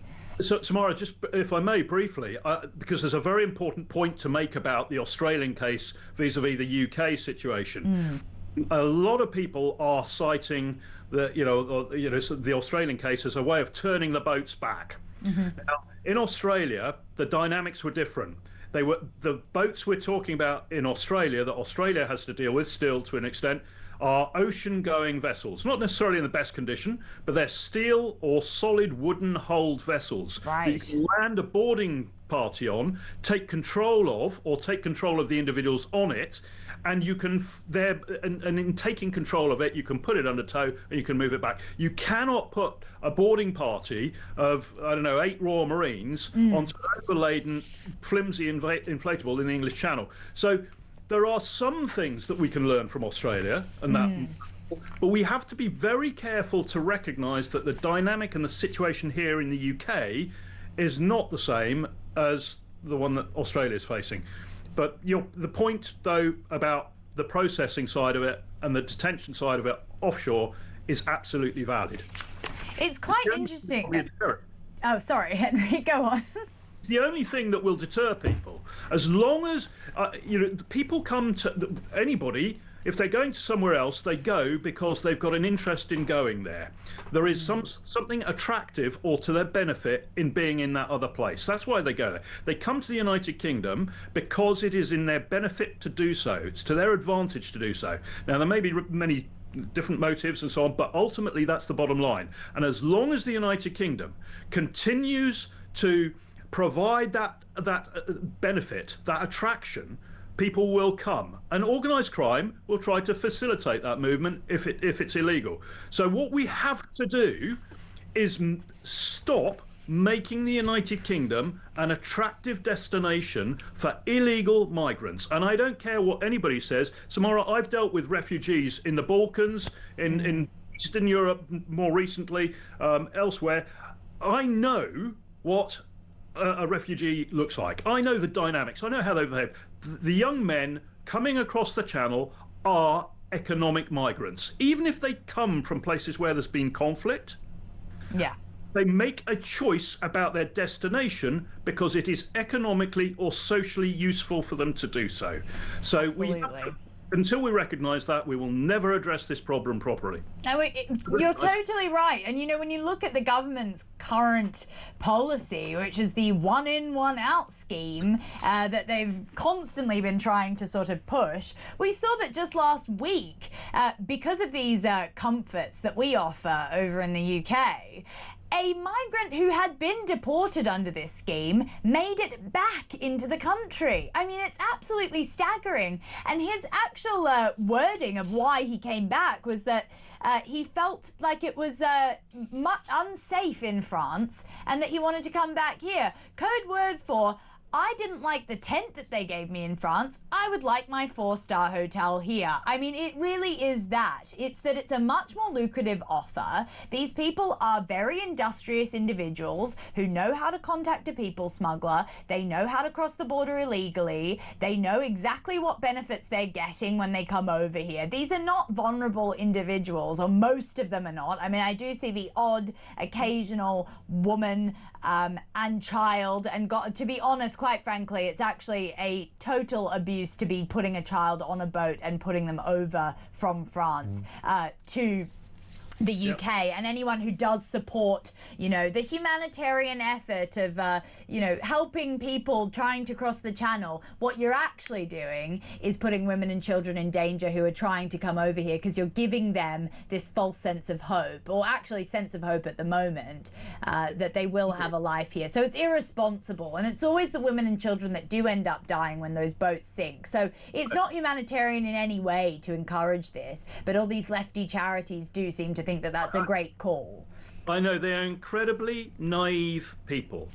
Their intention, I've met some of them, and their intention, they think they're doing the right thing, but their naivety is absolutely staggering. It's easy to sort of to spout forth, but I've worked across Central Asia, North Africa, the Middle East, Eastern Europe, the Balkans, in conflict areas, in areas that suffer, in Afghanistan, in areas that have got huge social, cultural problems, religious sort of conflict, you name it. And the reality is that in many of these places, one of the reasons they have problems is because they still have social and cultural norms, behavioural norms, if you like, that are entirely at odds with the rule of law and good governance. And what we are doing, we're not simply opening the door to poor old refugees who have got nowhere else to flee to. Yes, which is was very much the British mentality for a long time, and Britain always did do its part when it came to that sort of thing. People are fundamentally, through their behavioural norms, if you like, people use that term, learnt behaviour. They have learnt back in their home country certain forms of normal behaviour that might be socially acceptable out there. Bring them into the United Kingdom, and that is a threat to our public safety, to our public health sometimes.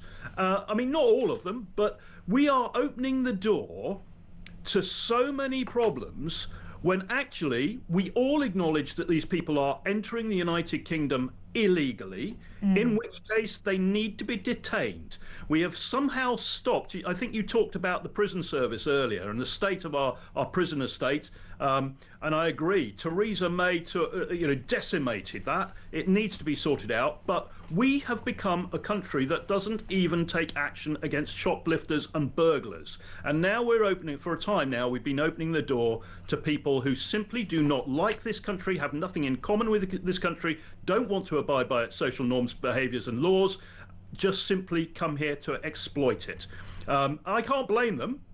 I really can't. They're human beings. They're going to do that. No, you're right. You're right. It's become a complete exploitation, and you make great points, and it's not rocket science as to how to stop this. And I do hate to see £1.4 million being spaffed away, sort of renovating these barracks for these asylum seekers. It's just a further enticement. It's actually not doing what Labour's promising it will do, which is deter them. So anyway, Henry, thank you so much for joining us. Really appreciate it. That's Henry Bolton. He's a former UKIP leader. Oh my goodness, there is a lot to get into in the next segment. Sharia law has been made legally binding in Austria, despite many warnings of incompatible views. That with someone who knows a lot about Sharia law after the break.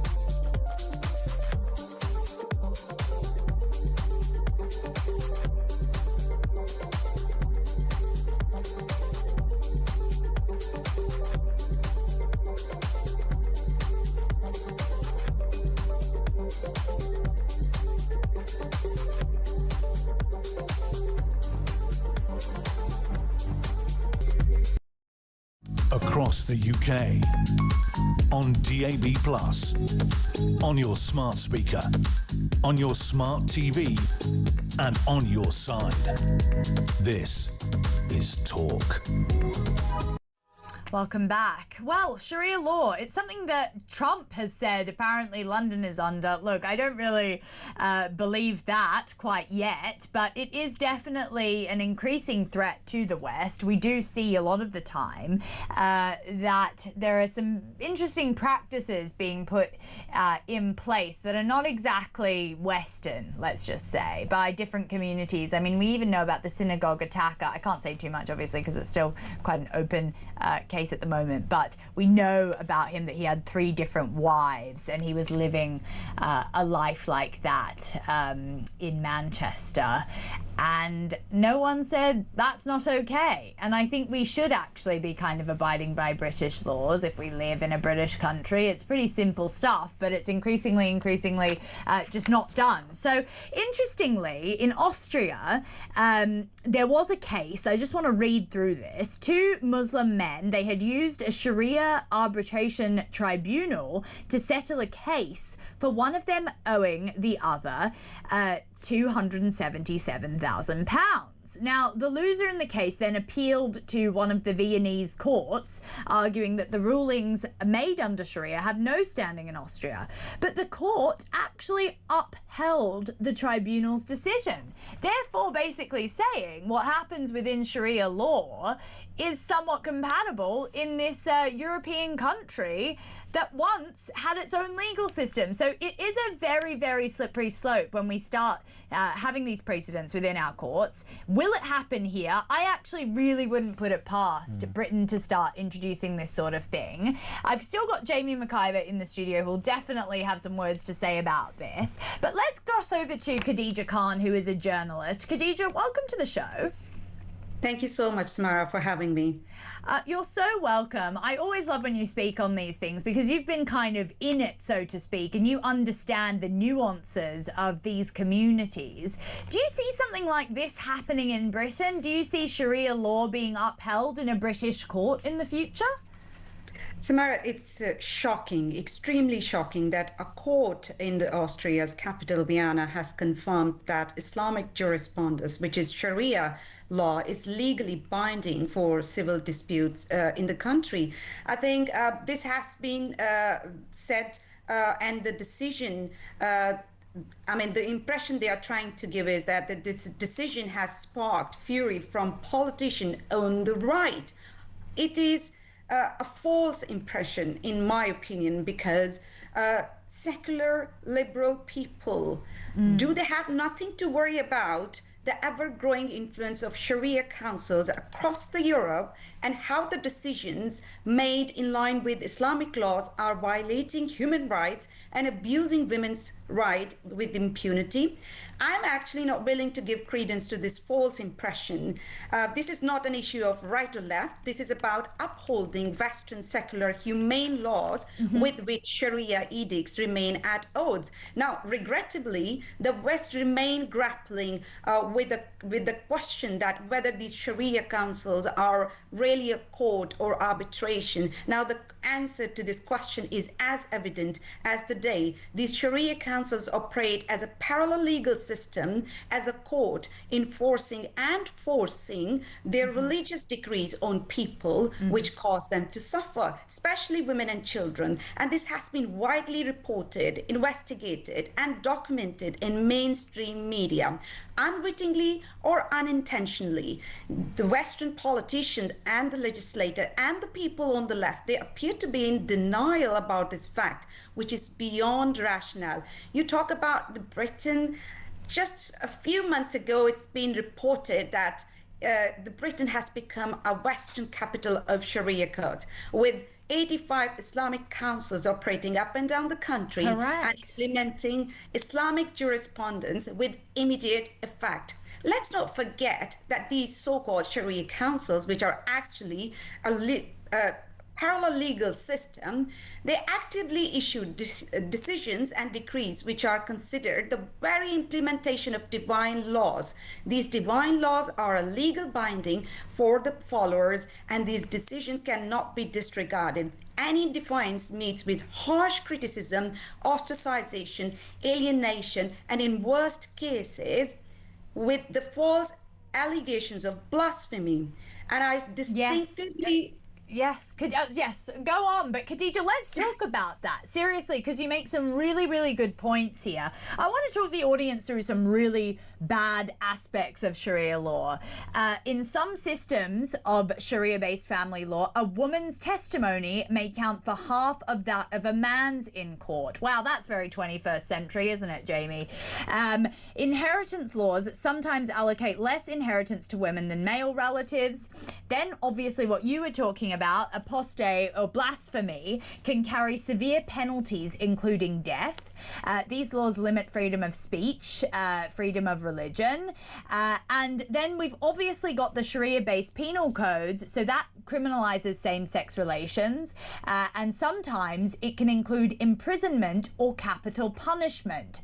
I mean, this is not the 21st century. Jamie, I want to bring you in here. Do you believe that sort of a Sharia law has any place in modern Britain?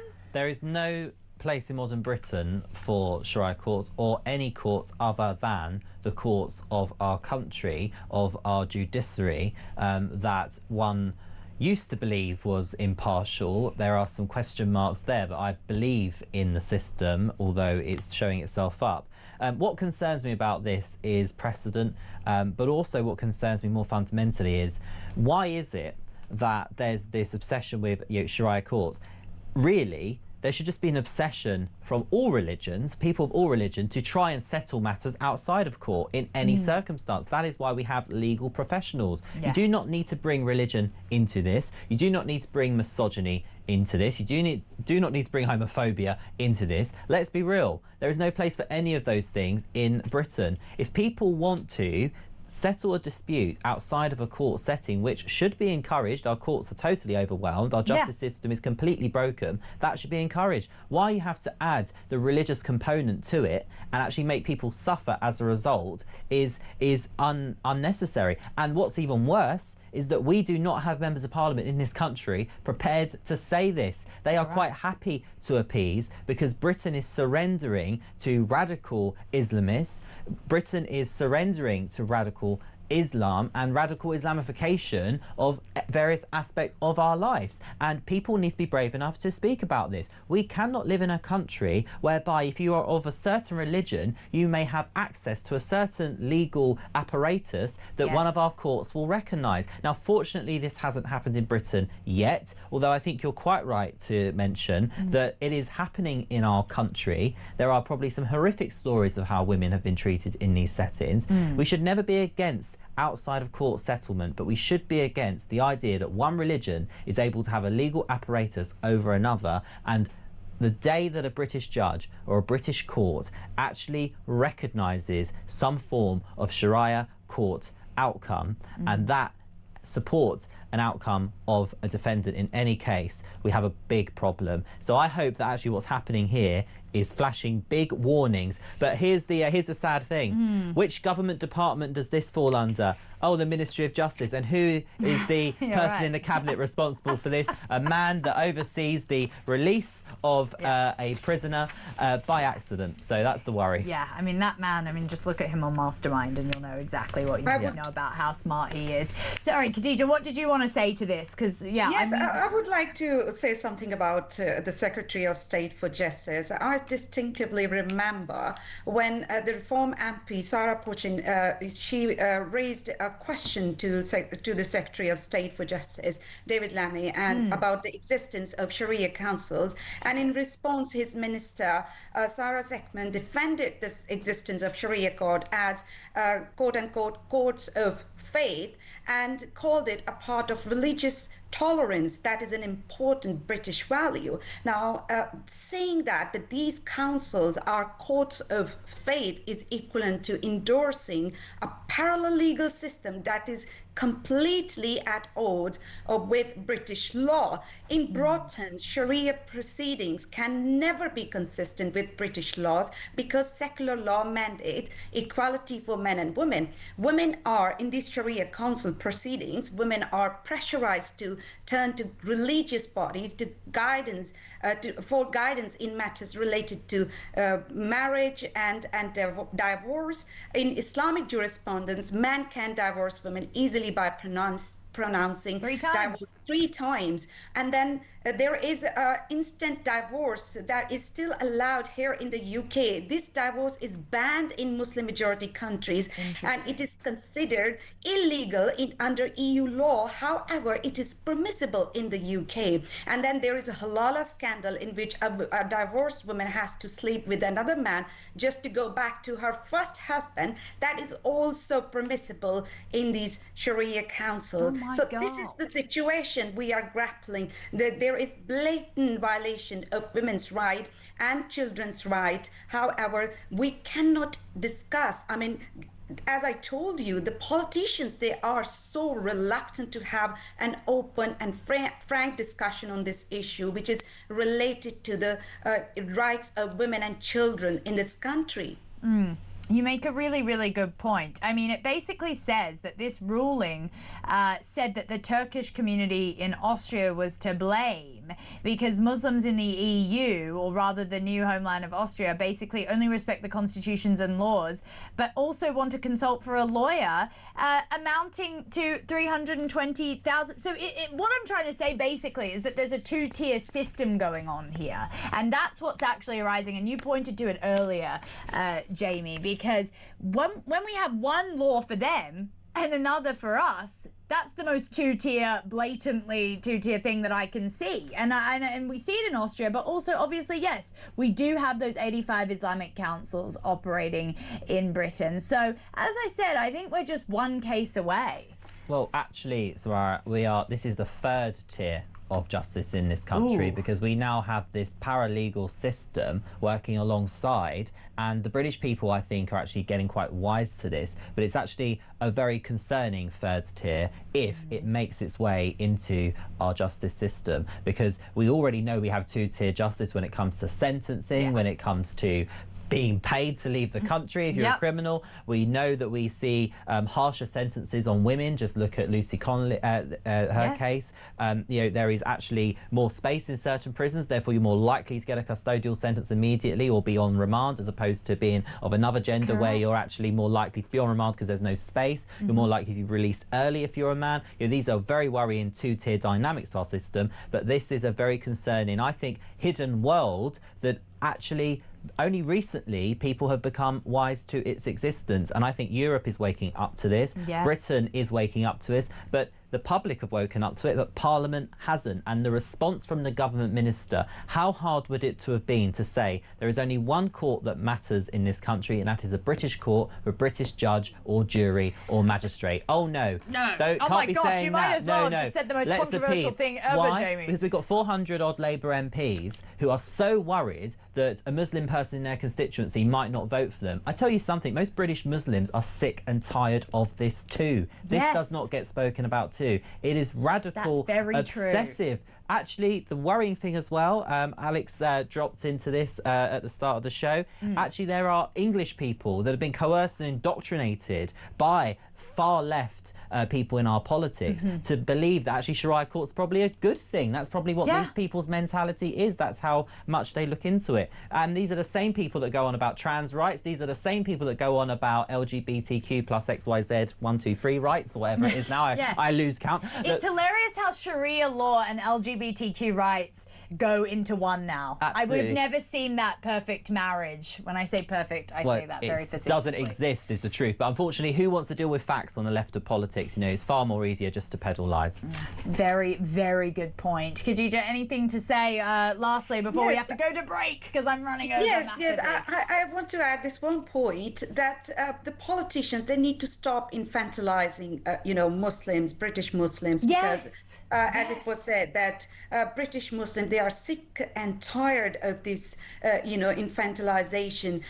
They are always presented as if they are incapable of, espousing secular democratic values that we as a society uphold and espouse and embrace, and we are proud of it. And I think ignoring the existence of such parallel systems such as Sharia councils is huge negligence on the part of the British politician, and we cannot estimate how many times women and girls and children, they have to go through these religious courts that frequently endorse, No, and that's the mental worst part. Exploitation. The worst part is that we don't know, because these communities are siloed. The extent. Yeah. Khadija, I'm so sorry. I could talk about this all night because I do really think it's a pressing issue. But I've got to break. Thank you so much for joining us. That's Khadija Khan there. She's a journalist. I will take your calls after this break.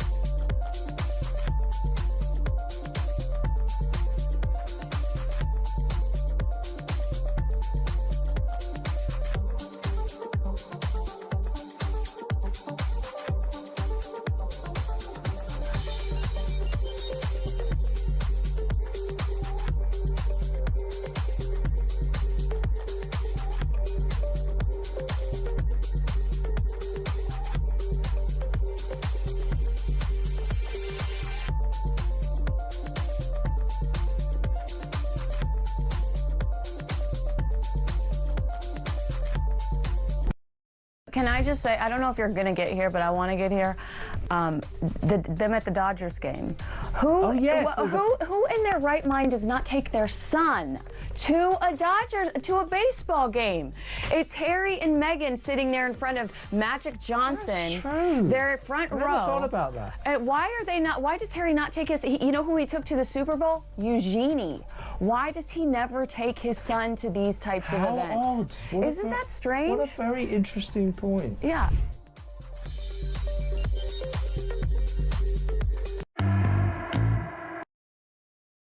Across the UK, on DAB+, on your smart speaker, on your smart TV, and on your side. This is Talk. Welcome back. I've been very, very cheeky and I've gone massively over time. So we've got time for one call. It's Jenny in Hampshire. Jenny, welcome to the show. Oh, hello. Hello. What did you want to say to Jamie and I? What I'd like to say is the fact that we have a government that has no respect for the indigenous people of this country, and they are encouraging these people to come into this country because now we pay guys that attack women, and i.e. a minor, to leave. So what sort of government is that? They are all lowlife. They should not be in power, and I'd like to see every last one of them deported out of this country. They disgust me beyond measure. Wow, the politicians or the asylum seekers? The whole lot. The whole lot. Well, we'd have to really change some laws then, wouldn't we? I mean, Jamie, anything to say to that? Look, yeah, I think it's called. I think they call it. Let's kick some butts. Whoa. Well, look, Strong language. Jenny, I agree. I would like to sack every single Labour member of Parliament. I'm sure all the you Lib would. Dems. I think, to be honest, they're going to be sacked at the next election, Jenny. So we are a democracy. So I want to give you some hope, Jenny. First of all, first bit of hope for you. We are a democracy. You'll have Nigel Farage as Prime Minister at the next general election. We'll be voting Labour out. First bit of hope. I will be second bit of one. hope for you, Jenny, that many people in this country believe exactly what you are saying when it comes to us British people, and that all different types of British people are sick and tired of how this country is being run. It's not being run, it's being run down. It is spiralling at a rapid rate of knots to decline mode.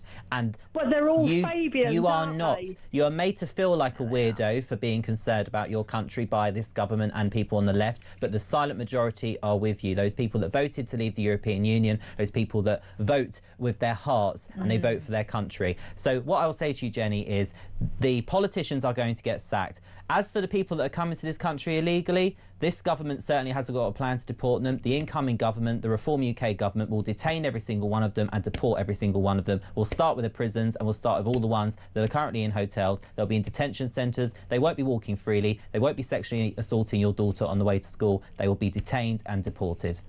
Wow, that's a policy I feel like a lot of our viewers could get behind. Jenny, what do you think? Good, and I'll be backing every last bit of it. Oh, there you go. I think you picked up a new voter tonight, Jamie. Well, I want to restore hope to the British people that it's the better days are coming, guys. I voted Reform last time. Oh, thank you so much for your support. You did. Thank Okay, there you go. Yes. Well, I mean, honestly, at least there is some sort of policy there. I mean, I obviously, for sort of balance sake, I do need to say that Labour's got the one in, one out. We all know how that went. And they've also got a smash the gangs policy. I'm not sure how many gangs have been smashed. But Jenny, thank you so much for joining us. We'll take more of your calls in the next hour. 0344 499 1000 is the number. We've got Carol Sikora next. You don't want to know how much this COVID inquiry is costing all of you. More government incompetence. What's new? 0344 499 1000 is the number.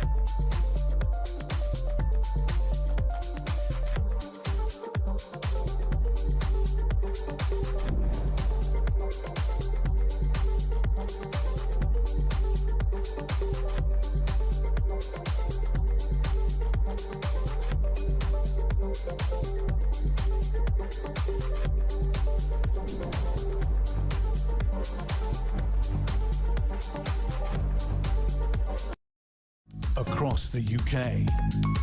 On DAB+, on your smart speaker, on your smart TV, and on your side. This is Talk.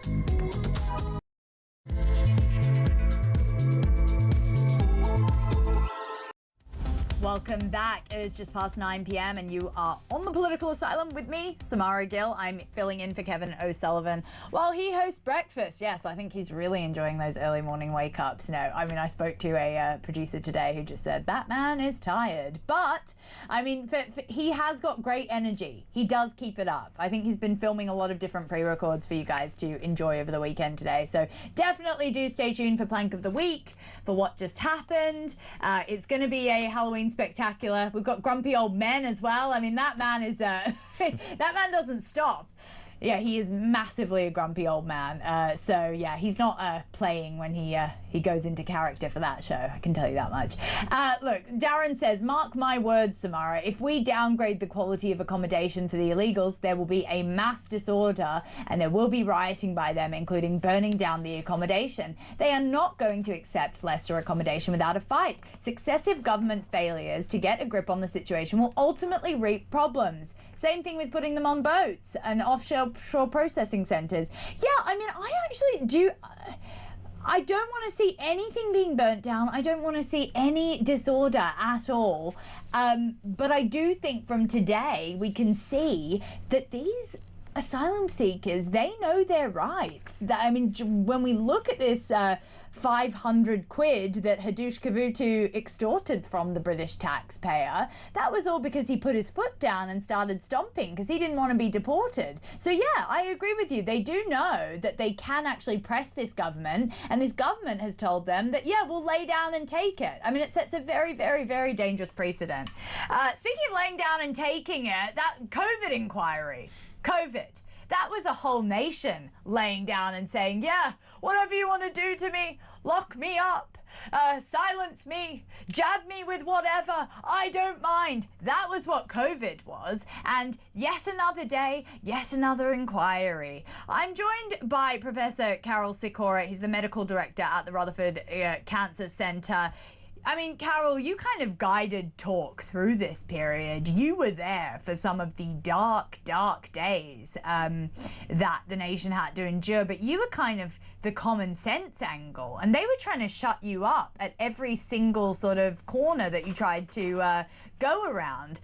Is this COVID inquiry that, mind you, is costing the British taxpayer £160,000 per day, is this kind of doing anything to vindicate you? Absolutely nothing, Samara. It really is a disgrace that we're doing this. A bunch of lawyers, highly paid. It's a legal inquiry. This is not a legal issue.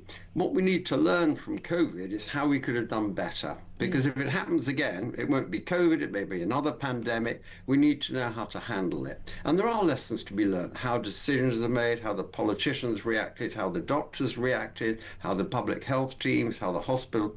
I'm an oncologist. I treat cancer patients, and they suffered under the rules of COVID, not from COVID itself, not the disease, but from the rules that were implied there, because the NHS shut down.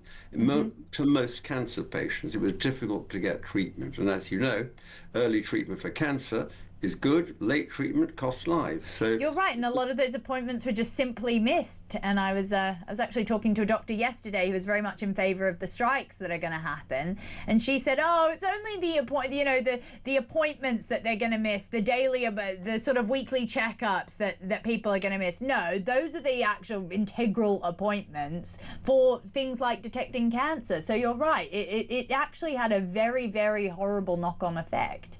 And there was no need for it. That's when you look back on it, it was just another respiratory infection, just like a lot of them. It mainly affects old people. The average age of death from COVID was 83, for goodness sake. I mean, that's above the average age of death of the population. It didn't cost a lot of life years. The problem is that the other diseases that were held up, heart attacks, cancer, stroke, they were in much younger people. And so the life years lost by them was much greater. And the suicide rate skyrocketed as well. I think that's also worth mentioning. That's its own scandal, to be honest, in itself. I didn't know anyone personally really that died from COVID, but I did know a lot of people who had relatives that died from suicide because of the effects of all the lockdowns. I know. The psychology, especially on young people, adolescents, are profound. It lasts to this day. Mental health problems today still can be dated back to the COVID period. And I think the inquiry isn't addressing any of this. It's looking how Boris did this or how the public health director, Chris Whitty, did that. This is sort of irrelevant. We need to look at the scientific basis of it. You could do the inquiry in 2 months, scientific production, paper published in the learned journal, British Medical Journal, Lancet, and we could have that as the Bible for the next pandemic. That's what's needed, not this, as you say, £163,000 a day. For goodness sake, this is a gravy train they're running there, paying themselves this money of no value to society, either in Britain or anywhere. You're right. And Jamie McIver, I see you nodding away there. What would you say to this? I mean, this is the Tories who really are dead in the water. And a lot of it is because of this COVID response. People don't forget easily. And it definitely, I mean, when we see this inquiry, we do get a very good insight into just how shambolic that government was when it was being run, when they were running the country. I mean, what would you say to this COVID inquiry? Is it worth it? I mean, it can't be. Well, to be honest with you, I think the COVID inquiry has become a party election broadcast for any other political party other than the Tory party. And I say that who was someone at the time, I was a Tory councillor at the time, and I can remember something. The high streets were just opening back up, and I was determined to get people back to the shops, spending money, save the high streets. They're already, by the way, pre-COVID dying. And, I remember having to say to people, remember your hands, your face, and keeping space. And you think to yourself, most normal people do that anyway. Most normal people are in their own, personal space. Most people do wash their hands when they sneeze. The government just went crazy for a period. Right. And you would think we had the most far-left socialist government in place. They were chucking money all over the place. They were encouraging people to do things that you should be doing anyway, like washing your hands when you go to the toilet. I mean, seriously. Yeah. And the worst thing about it was the people that were suffering. Elderly people, people like my grandparents who are social butterflies, suddenly their entire lives just put on hold, away from their grandchildren who they see all the time, away from their clubs and societies that they enjoy. By the way, those clubs and societies have never come back. Does anyone talk about the impact that has on the mental well-being of the elder population? Yes. Of course, the younger population. In Essex, I think we have the highest suicide rates in the country, which is just awful statistic. It certainly was a few years ago. And you sit there and you wonder, of course, COVID had an impact on this. Locking people away from their support networks for something that was allegedly started in China and came to this country and was going to be so dangerous that people couldn't even send their children to school, where we already pretty much had herd immunity because of how young they are. I'm no scientist, I'm no expert in pandemics, but what I do know is that decisions that politicians made were not being made on what's right for public health. They were being made on what makes them popular. They were too busy looking at the opinion polls. We had young women taking their dog for the walk and being arrested on park benches. Does everyone remember that clip? Some really ridiculous, horrific stuff. But the people that suffered the most are people like this guest's patients, people that already had serious health issues and they were unable to get treatment. And how many diagnoses have we missed and still don't know about? People that are coming now to find that they've got healthcare issues that may well have been detected earlier on if we'd been screening, and all that stuff hasn't stopped during the pandemic. You're right. And where the hell was the investigation into China and where this originated from? Because I know that there have been sort of multiple let's just say reports, and the WHO is trying to be held to account. I know Australia thought, oh, we might launch an investigation into where COVID originated. Oh wait, China just kind of slammed down that iron curtain and said don't even. I don't think that it's a controversial thing to say that it was kind of some sort of biomedical weapon that was used against Western countries. I remember I was actually in Russia at the time when COVID was a thing and when it happened, and I was talking to one of the doctors there, and they said to me a simple question. They said, it's the same virus, but every single country has reacted differently. Why is that? And I kind of couldn't come up with an answer for it. I was just thinking maybe there is a weird, I don't know, there was definitely a concerted effort to try and cripple a lot of the West. And when we think about that time, when you talk about people walking their dogs and facing the force of the law and police, it really regenerated our minds to think, oh, yes, I should tell on my neighbour. Oh, yes, that's not right. And then this nanny statism of wash your hands. Telling citizens to do basic things. It does really make me think that we did rewire a lot of our brains during that period. And I wish there was an inquiry into that, not an inquiry into what Boris Johnson was doing on the 10th of May, 2021. I mean, what would you say to that?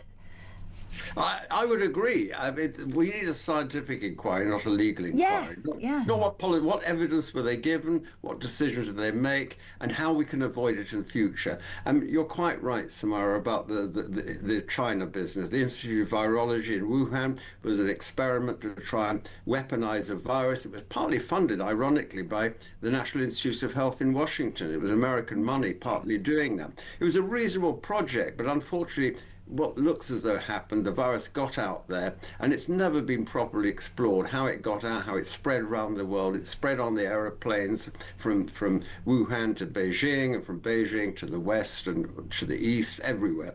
And that's the problem. These are the questions we need to address, not this nonsense that's going on, costing so much. It's not a legal inquiry we need. It's how to do better the next time. That's where we've got to come to. Give us 10 bullet points of how we could do better next time. So younger politicians, aspiring politicians can actually take charge the next generation and use the evidence from the past to improve the future. And that's what we need.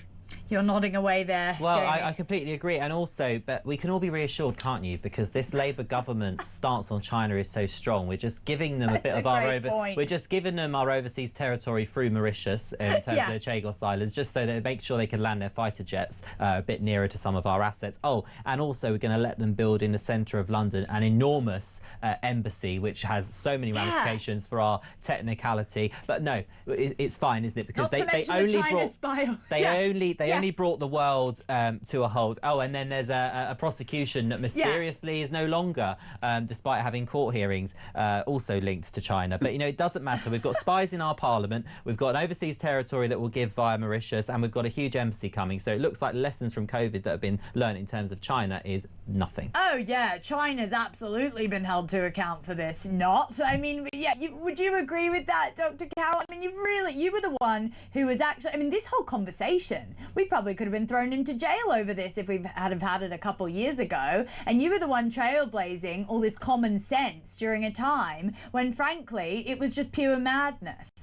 It was complete madness. And, some of my colleagues, again, oncologists, were sort of persecuted. I mean, our lectures were taken down off Facebook. The university lectures, Imperial College, where I work, they'd be taken down because we had criticism of how COVID is being handled in the context of cancer, because basically cancer services all over the world stopped in many countries. Now, something you said earlier, Samara, is completely true. What we could learn from is how different countries handle the situation, because everybody handled it differently.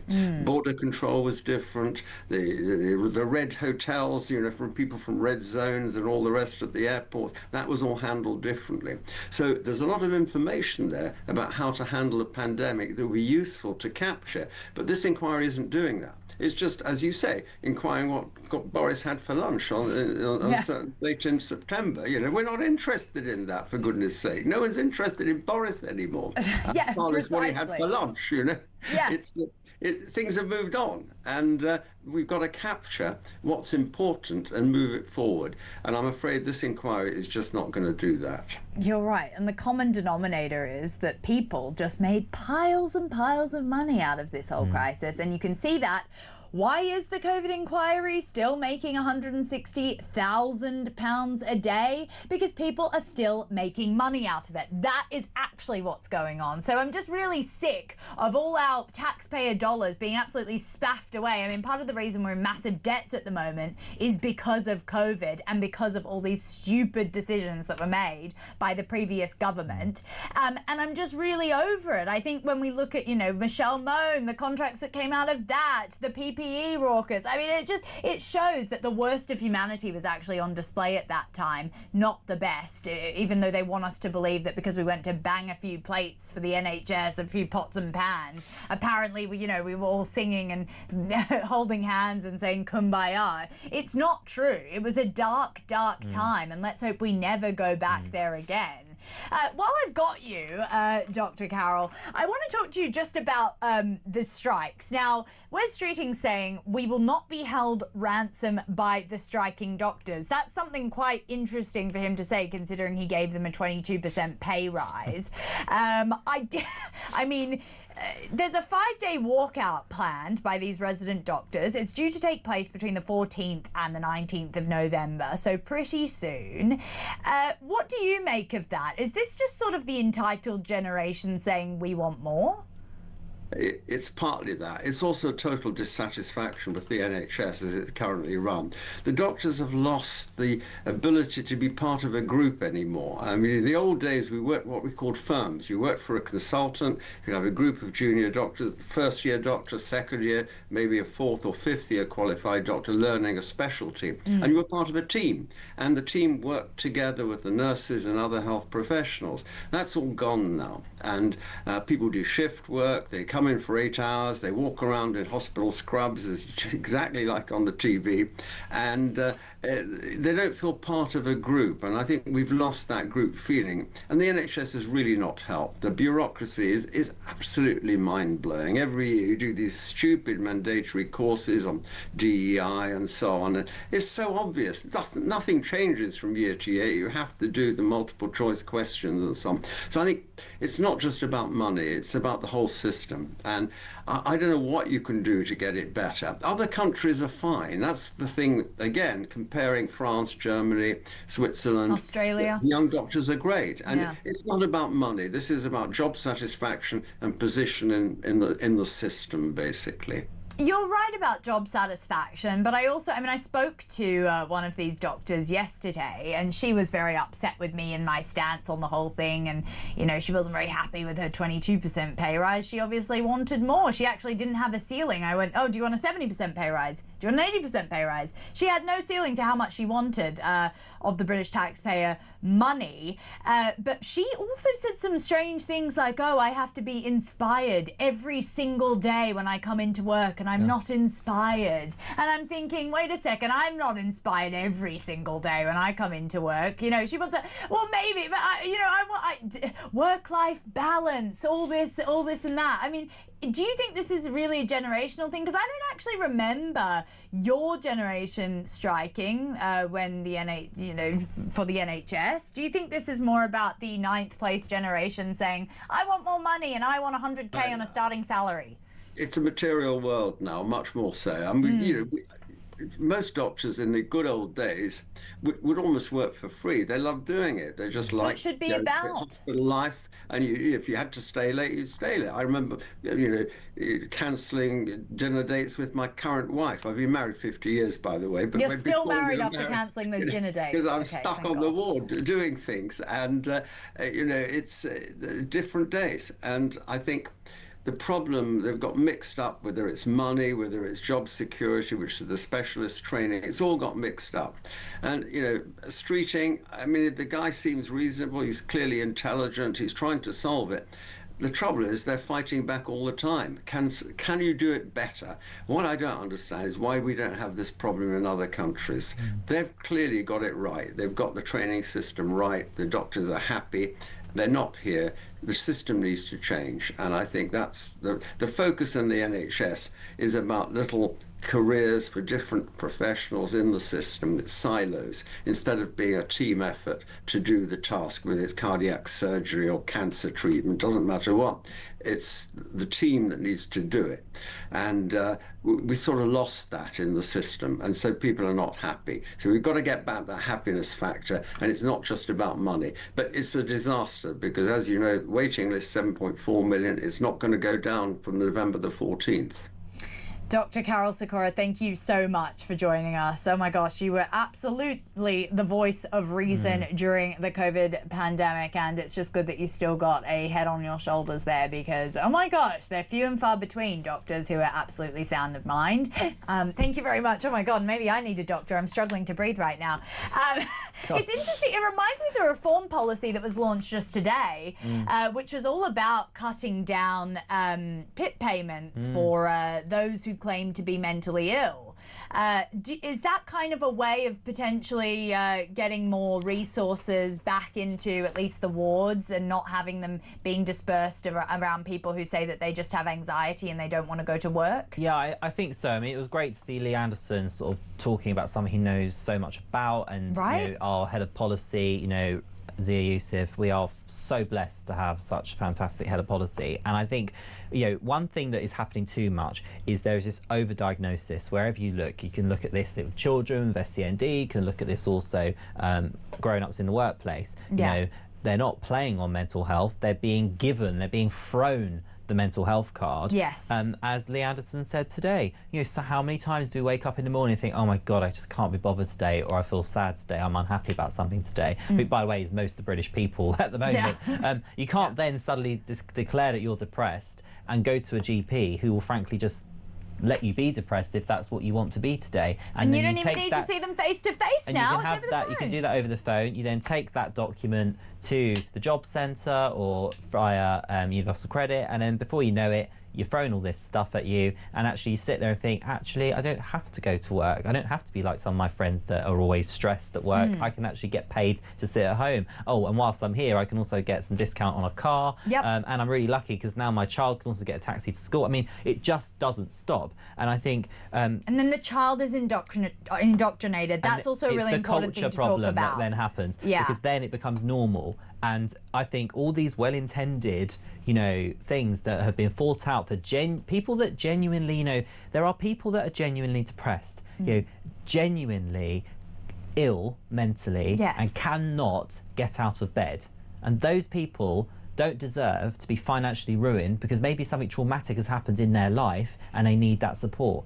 And therefore, it is wrong when other people come along and start to tap into the policies and the well-intended, generous things available for people that are genuinely depressed and unable to function as human beings whilst they're suffering with depression.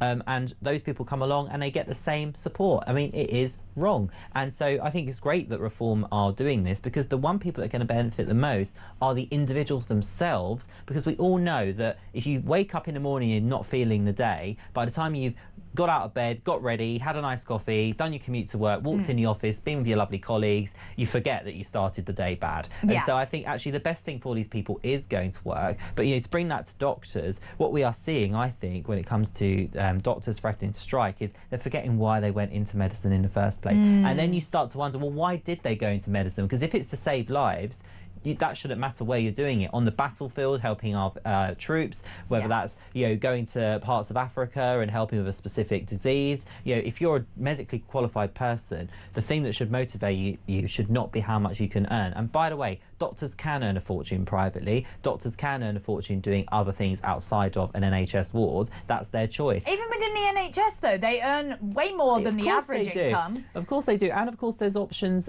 you know, away from medicine. You don't have to, just because you're a doctor doesn't mean to say you can't start a business, doesn't mean to say you can't pursue careers in other areas. I think what we've got is a real lack of ambition, but a real lack of empathy for those people that actually need to see doctors. We have too many doctors being trained, we're actually struggling to find placements for these people. Yes. So actually, if the competition is so bad, why are we so obsessed with training so many? And that's because we've had a society and a government recently that anyone that's good at science, you should be a doctor, go to university, we'll pay for it for you. And actually, a lot of these people could do careers in other areas where we actually have demand. Social care. Why don't we ever see people at school being told about what a career in social care is like? You know, less worrying about being a doctor, more worrying about going into care, and then study to be a doctor once you've worked in the care sector for a decade. Sadly, all too much common sense for the uni party. It is so true, and I feel like in all this, you're right, it's people that have actually been lost, because even when I spoke to that doctor, I had a real biff with that doctor yesterday. She didn't actually really mention her patients even once. It was all about me, my money, my this, my fulfillment, my hours. And you're right, it used to be a very selfless profession, and it no longer is. What do you think about the NHS? Do doctors need yet another pay rise? Wes Streeting gave them one, and now, shock horror, they want another. Oh my gosh, what is wrong with these junior doctors these days in my mind? I genuinely think they're an entitled bunch. 0344 499 1000 is the number. We've got a very, very powerful phone call next. Elon Musk was even touched by this woman today. We're going to talk to her after these messages.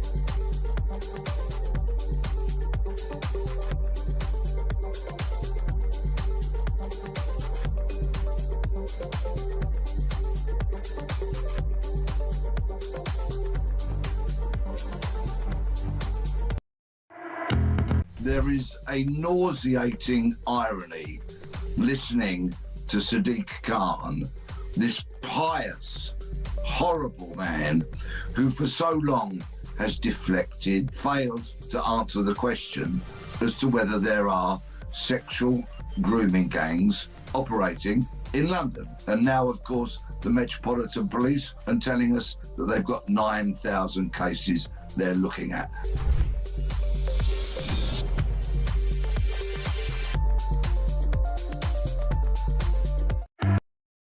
Across the UK, on DAB+, on your smart speaker, on your smart TV, and on your side. This is Talk. Welcome back. Oh my gosh, I've just had some very interesting news from behind the glass there. Apparently, Rachel Reeves is embroiled in a massive scandal. I will be bringing you that information shortly. But let's first go and talk to Sarah in London. Now, look, I heard you on Julia Hartley-Brewer's fantastic show. I mean, the way that you articulated yourself and the way that you basically voiced how a lot of people are feeling was so powerful.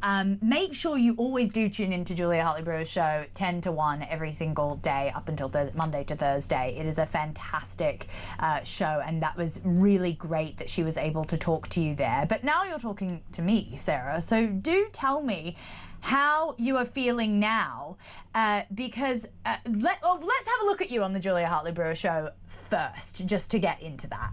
Oh, I live in the borough right next to Hillingdon. Yep. And I moved into my house in 2019. My local shop, there's been 3 stabbings, 1 murder since then.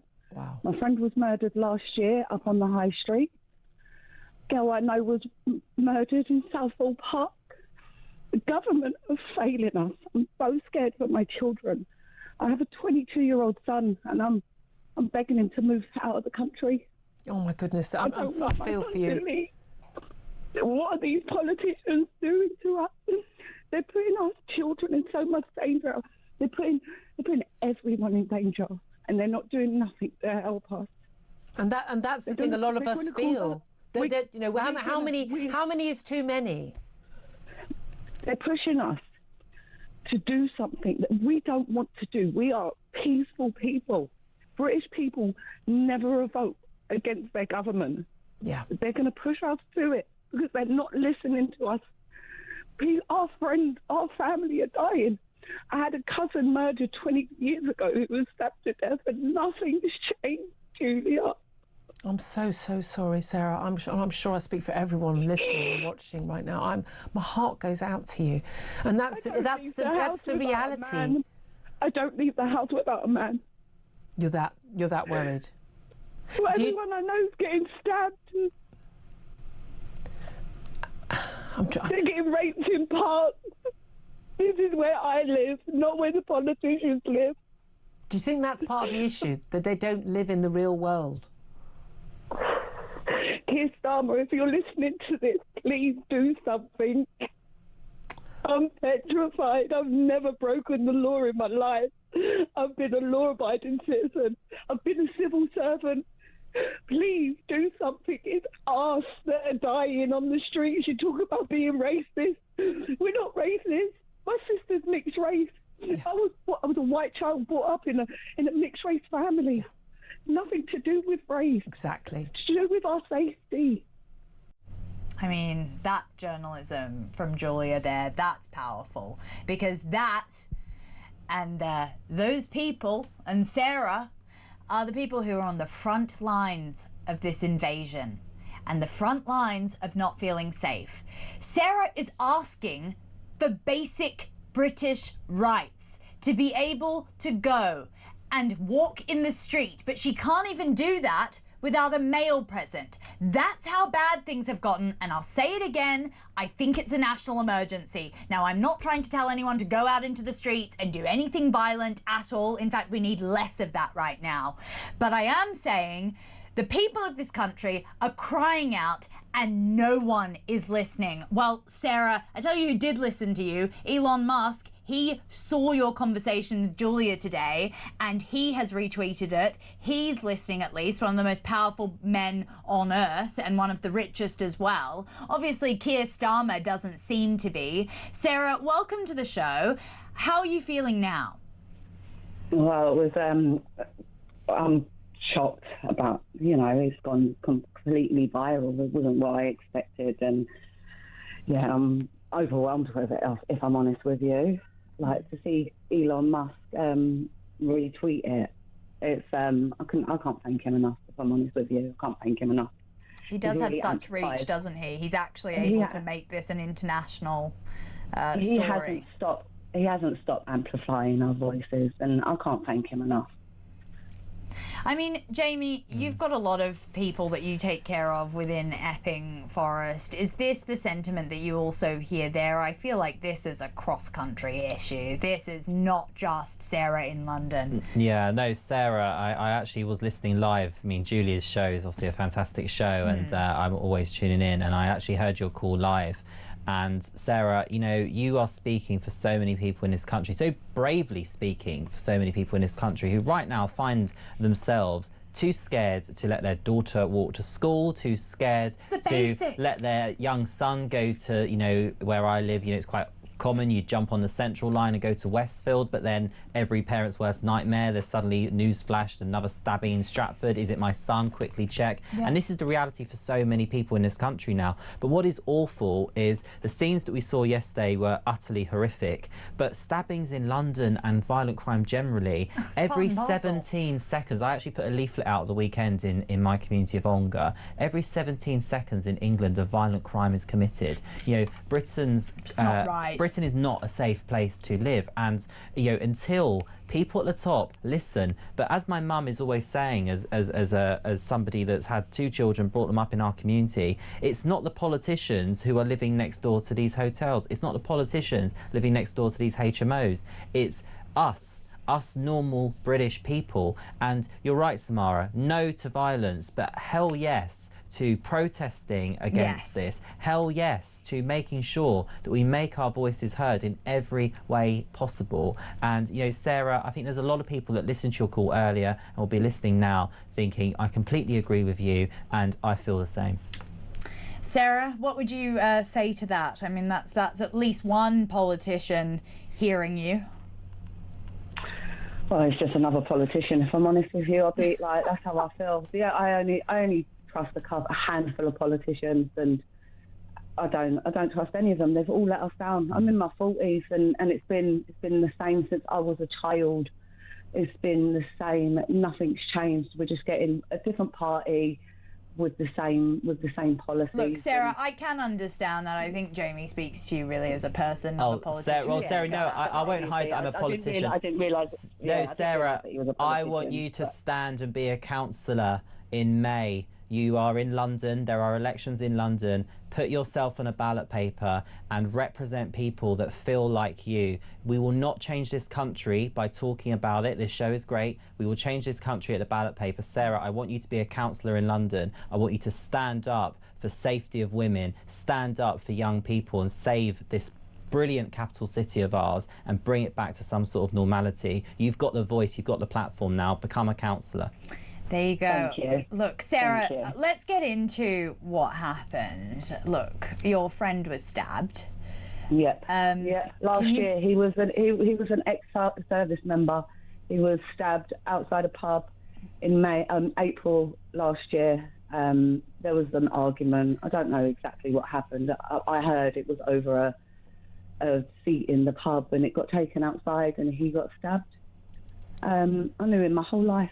And yeah, he's such a good man. Didn't deserve to die.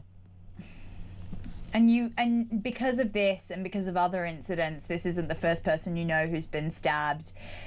You can't leave the house anymore, which in my opinion is a real basic. I'm scared to go out. I'm scared to go out by myself. I'm scared to go out with the kids by myself because you're a target. They see you as a target. But not just at the moment. Who sees you as a target, Sarah? It's all crime. Just women are a target, aren't they? They're an easy target. Let's be honest. We've always been an easy target, and it's all the time. It's never ending. And the politicians, they say all men, but then they're bringing in more men, so it just doesn't make sense. No, you're right. I mean, I spent a lot of time in Hillingdon, which I know is the kind of suburb next to you, and obviously they are the dumping ground for the majority of illegal migrants in this country, and they are really feeling it. That community is absolutely in the woes with how unsafe they feel. There wasn't a single woman that I spoke to that said that she is comfortable leaving her house at night. Now, it's funny because my sister actually used to live in Hillingdon, and she left over 10 years ago because of the crime, and she's so happy that she left. Right next to where the man was stabbed. just off of Long Lane. So you've got Long Lane, and she used to live near there, and so it's close to home. Sarah, when you say everyone you know is getting stabbed, I mean, was this? Did you ever envision the country being like this? Was there a time you felt safe? That was hyperbolic, what I said. No. But also, I can understand how you feel. I mean, it's all around you. You're in the eye of the storm here, so I completely empathise with how you feel. But the thing is, was there a time when this wasn't the case? Well, when I was growing, obviously I said about my cousin getting stabbed, and that was like a rarity. I'd never known anybody. That was like 22, 23 years ago. Right. That was a rarity. And then fast forward, the next person I knew that got stabbed was that got killed. I've known people that have been stabbed. I live in working class London. Like, you live amongst people that are rough. Like, I'm not going to lie, where we come from. But the politicians don't live amongst this. We do. What would you say to Keir Starmer if you had a direct line to him right now? Just do something. If it was your daughter, Keir, would you not want to help? Would you not want to make it safe? You guys have all got police protection. You're going to have police protection for the rest of your life. You're probably going to F off out of the country after you've done being Prime Minister, and you leave us to hold the can.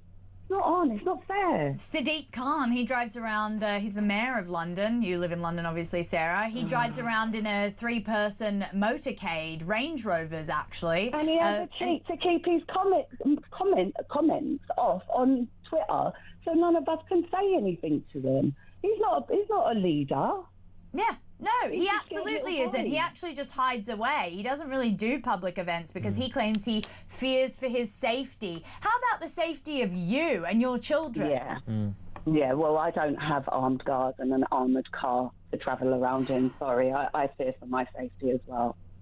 Sarah, honestly, you're an extremely powerful and strong woman, and I agree with Jamie. I mean, I'm not endorsing you to go into any specific political party, but I reckon you absolutely should galvanise all this support you've got and turn it into something great, because I think today you spoke to the people and you actually touched all of them, because that's how they feel. That's how most people, women and girls specifically, are feeling right now. So, Sarah, I think you're a national hero, and I'm glad that at least one of the most powerful men on earth, someone who's certainly more powerful than Keir Starmer, to be quite honest, acknowledged you. And I just appreciate that you had the guts to call up Julia, call up this radio station and speak your mind. Because if you don't, if you cower away in your house, then they've won. And that's actually what Jamie was saying as well. The left-wingers and the crazies, they'll always try and win. If you stay silent. Yeah, no, look, at the end of the day that we stop talking about this and stop exposing it is the day that they have won. And they are the people, by the way, Sarah, that think that you're being overdramatic, the people that think that London is safe and it's just people like you who are exaggerating. We all know the truth. And the truth is that real people in this city have been let down by Sadiq Khan. They've been let down by all politicians of all political parties. And if we, the people, do not rise against this and put our names on ballot papers and actually do something to stop this from carrying on getting worse, then it will get worse. We have a responsibility to actually boot these people, to sack these people, and to do their jobs and do their jobs far better. And let's face it, Sarah, the bar is very low. Yeah, I get that. Thank you. Thank you for hearing me out. Appreciate it. Sarah, thank you so much. That's Sarah in London. Powerful woman, powerful lady. I mean, she's had enough. She's putting the foot down. Are the rest of you doing that? 0344 499 1000 is the number if you want to give me a call and voice your opinions, because we are Talk, the home of free speech and common sense. So you can actually do that. You can actually get your voice heard here.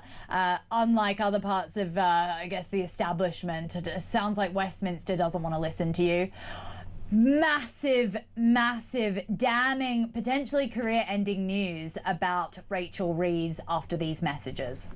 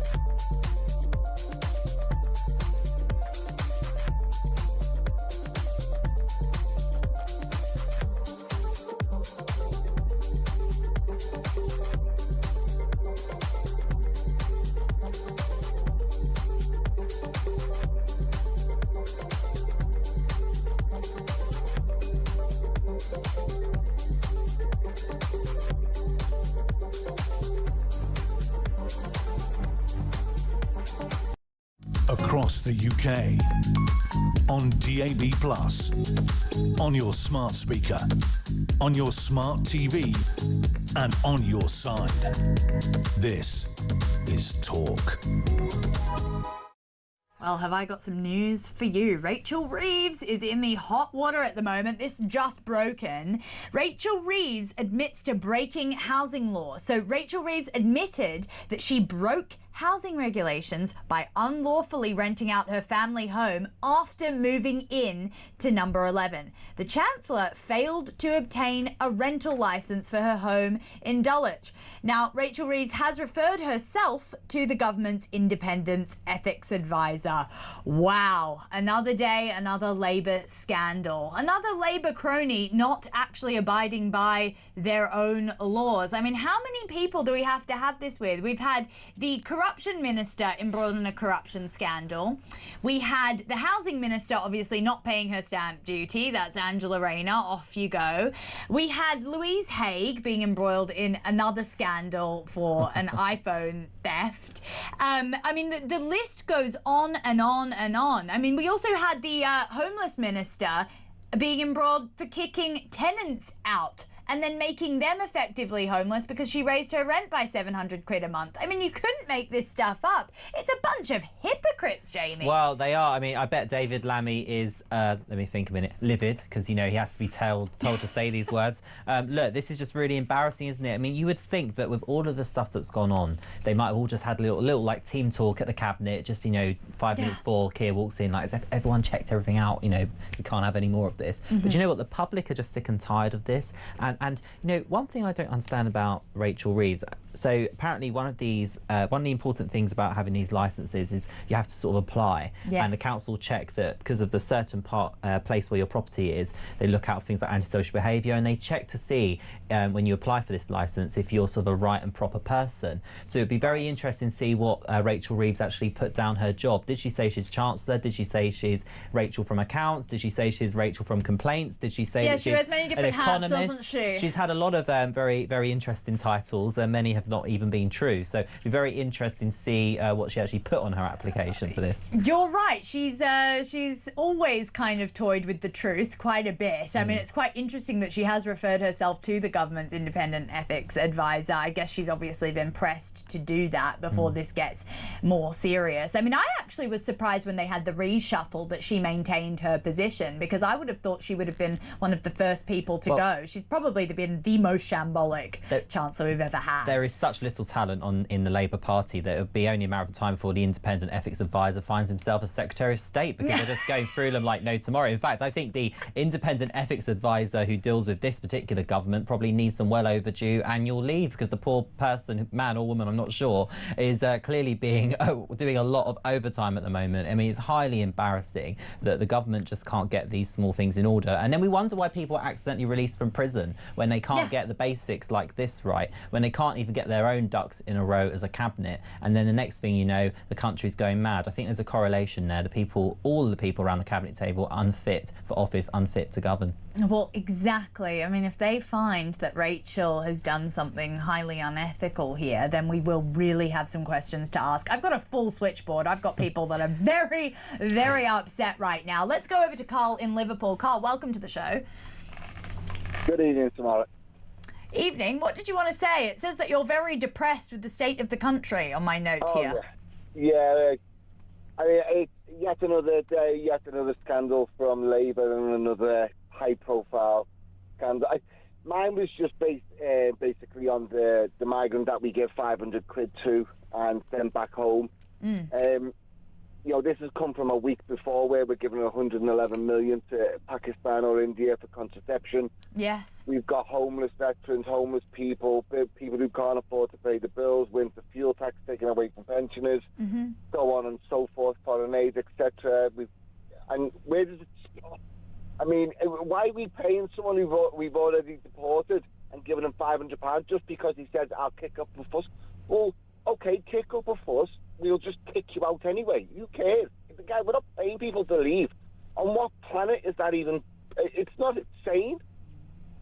Is that insane, Jamie? Yeah, no, is it insane? Of course it's insane. Everything this government does is insane. As you say, another day, another scandal. I mean, the fact we are paying this monster an annual salary for Ethiopian, the average Ethiopian, I mean, it's just atrocious. And do you know what, Carl? People in, whether you're in Liverpool, whether you're in Southampton, all parts of this country, people have had enough. And I think, you know, my message to people like you, Carl, is get involved and let's get this awful government out. Yeah, I will, but can I just say... It's a recruitment platform for you, Jamie. Well, I know, but I, that's not my intention, but, you know, Carl, no, but you're right. You're so right. You need average, not average, but normal people who actually know a lot about this country. They're not average, they're actually extraordinary, but they're ordinary extraordinary, and they are the ones who actually know what the people on the streets are dealing with. You're right. Carl, are you going to enter into a political career now? Yeah. I would love one, but I don't think I've got the temperament. I'd end up punching someone. You wouldn't be the first MP to do that, so, you know. What I think more than anything is that right in very front of our eyes, we're being gaslit, conned, robbed, completely taken for mugs, and yet we pay for the whole privilege of it. And when we complain, we're told, well, we're far right, fascist, racist, Islamophobe, homophobic, any other phobia we can throw at us, because where does it stop? And I can only see a really bad turn coming with all these, you know, the stabbing yesterday. God, that was so awful. But I can only see nothing but a civil war or some sort of uprising coming from the British people, because we have had enough, and we are the boots on the ground. Whereas in concern, what we say is going on, because we're not seeing mainstream media report on the facts and what is going on. It's left up to individual people and yourselves to report on it and give everyone the bad news on a daily basis. But we are struggling as a country and struggling as British people to understand why we are under attack. We're told that we're racist. British people are under attack. We're being invaded, and yet no one's saying, well, what about racism against British people or white people? Why are we told that we're racist against everyone else when we are the most welcoming country in the world? We've given people homes, businesses, we've set people up for life. But we, the British people... You're right. The kindness has been taken for weakness. I think it was one of Britain's best assets, is how welcoming they were to people, how open arms this country really was to all of its immigrants back in the day, especially when there were actual asylum seekers, people who needed asylum in a country. But now, I mean, that has just been... I mean, we've been slapped around as a country, to be quite frank, since then. It genuinely, it does really baffle me. You're right, Carl, you're right. I think that you share a very common sentiment with a lot of the callers, so thank you for your call. And maybe we'll see you running for office soon. Let's go to Herbie in Harrow. Herbie, welcome to the show. Good evening, Samara. Well, no, there's nothing like bad news to start the evening, is there, really, when you hear what Rachel Reeves has been up to? Socialist bad news or good news? God, dear, oh dear. I mean to say, they now want to introduce ID cards to control us, and they can't even control themselves. They can't even control their party, for God's sake. How in God's name can they expect us to have ID cards when they're out of control completely? Completely out of control. It's unbelievable. But don't worry, watch on Budget Day, I might surprise you. Well, yeah, I mean, Rachel Reeves actually, or was it Starmer in one of his interviews today, he didn't deny that there wouldn't be a tax rise in the next budget. So that's lovely. That's lovely on a rainy day. The only ID these Labour politicians are going to need is the ID to swipe out the civil service officers when they are absolutely booted out of office. Do not worry, Herbie. It's coming. Well, I hope so, because it's the way it's going to, and to pay £500 for somebody that we're, you know, evicting from the country, to give them, and yet they denied the pensioners last year their £300 winter fuel allowance. I don't believe it. All the criminals are getting everything, and the people that have been here working all their lives get absolutely nothing other than hardship. There's certainly a two-tier system where you're being treated like a second-class citizen, it seems. Honestly, Herbie, thank you so much for your call. I've got to go. I'm so sorry I didn't get to all of your calls tonight. It would be great to have your company, though, tomorrow night, 7 to 10. Harry Cole now, Petrie after this.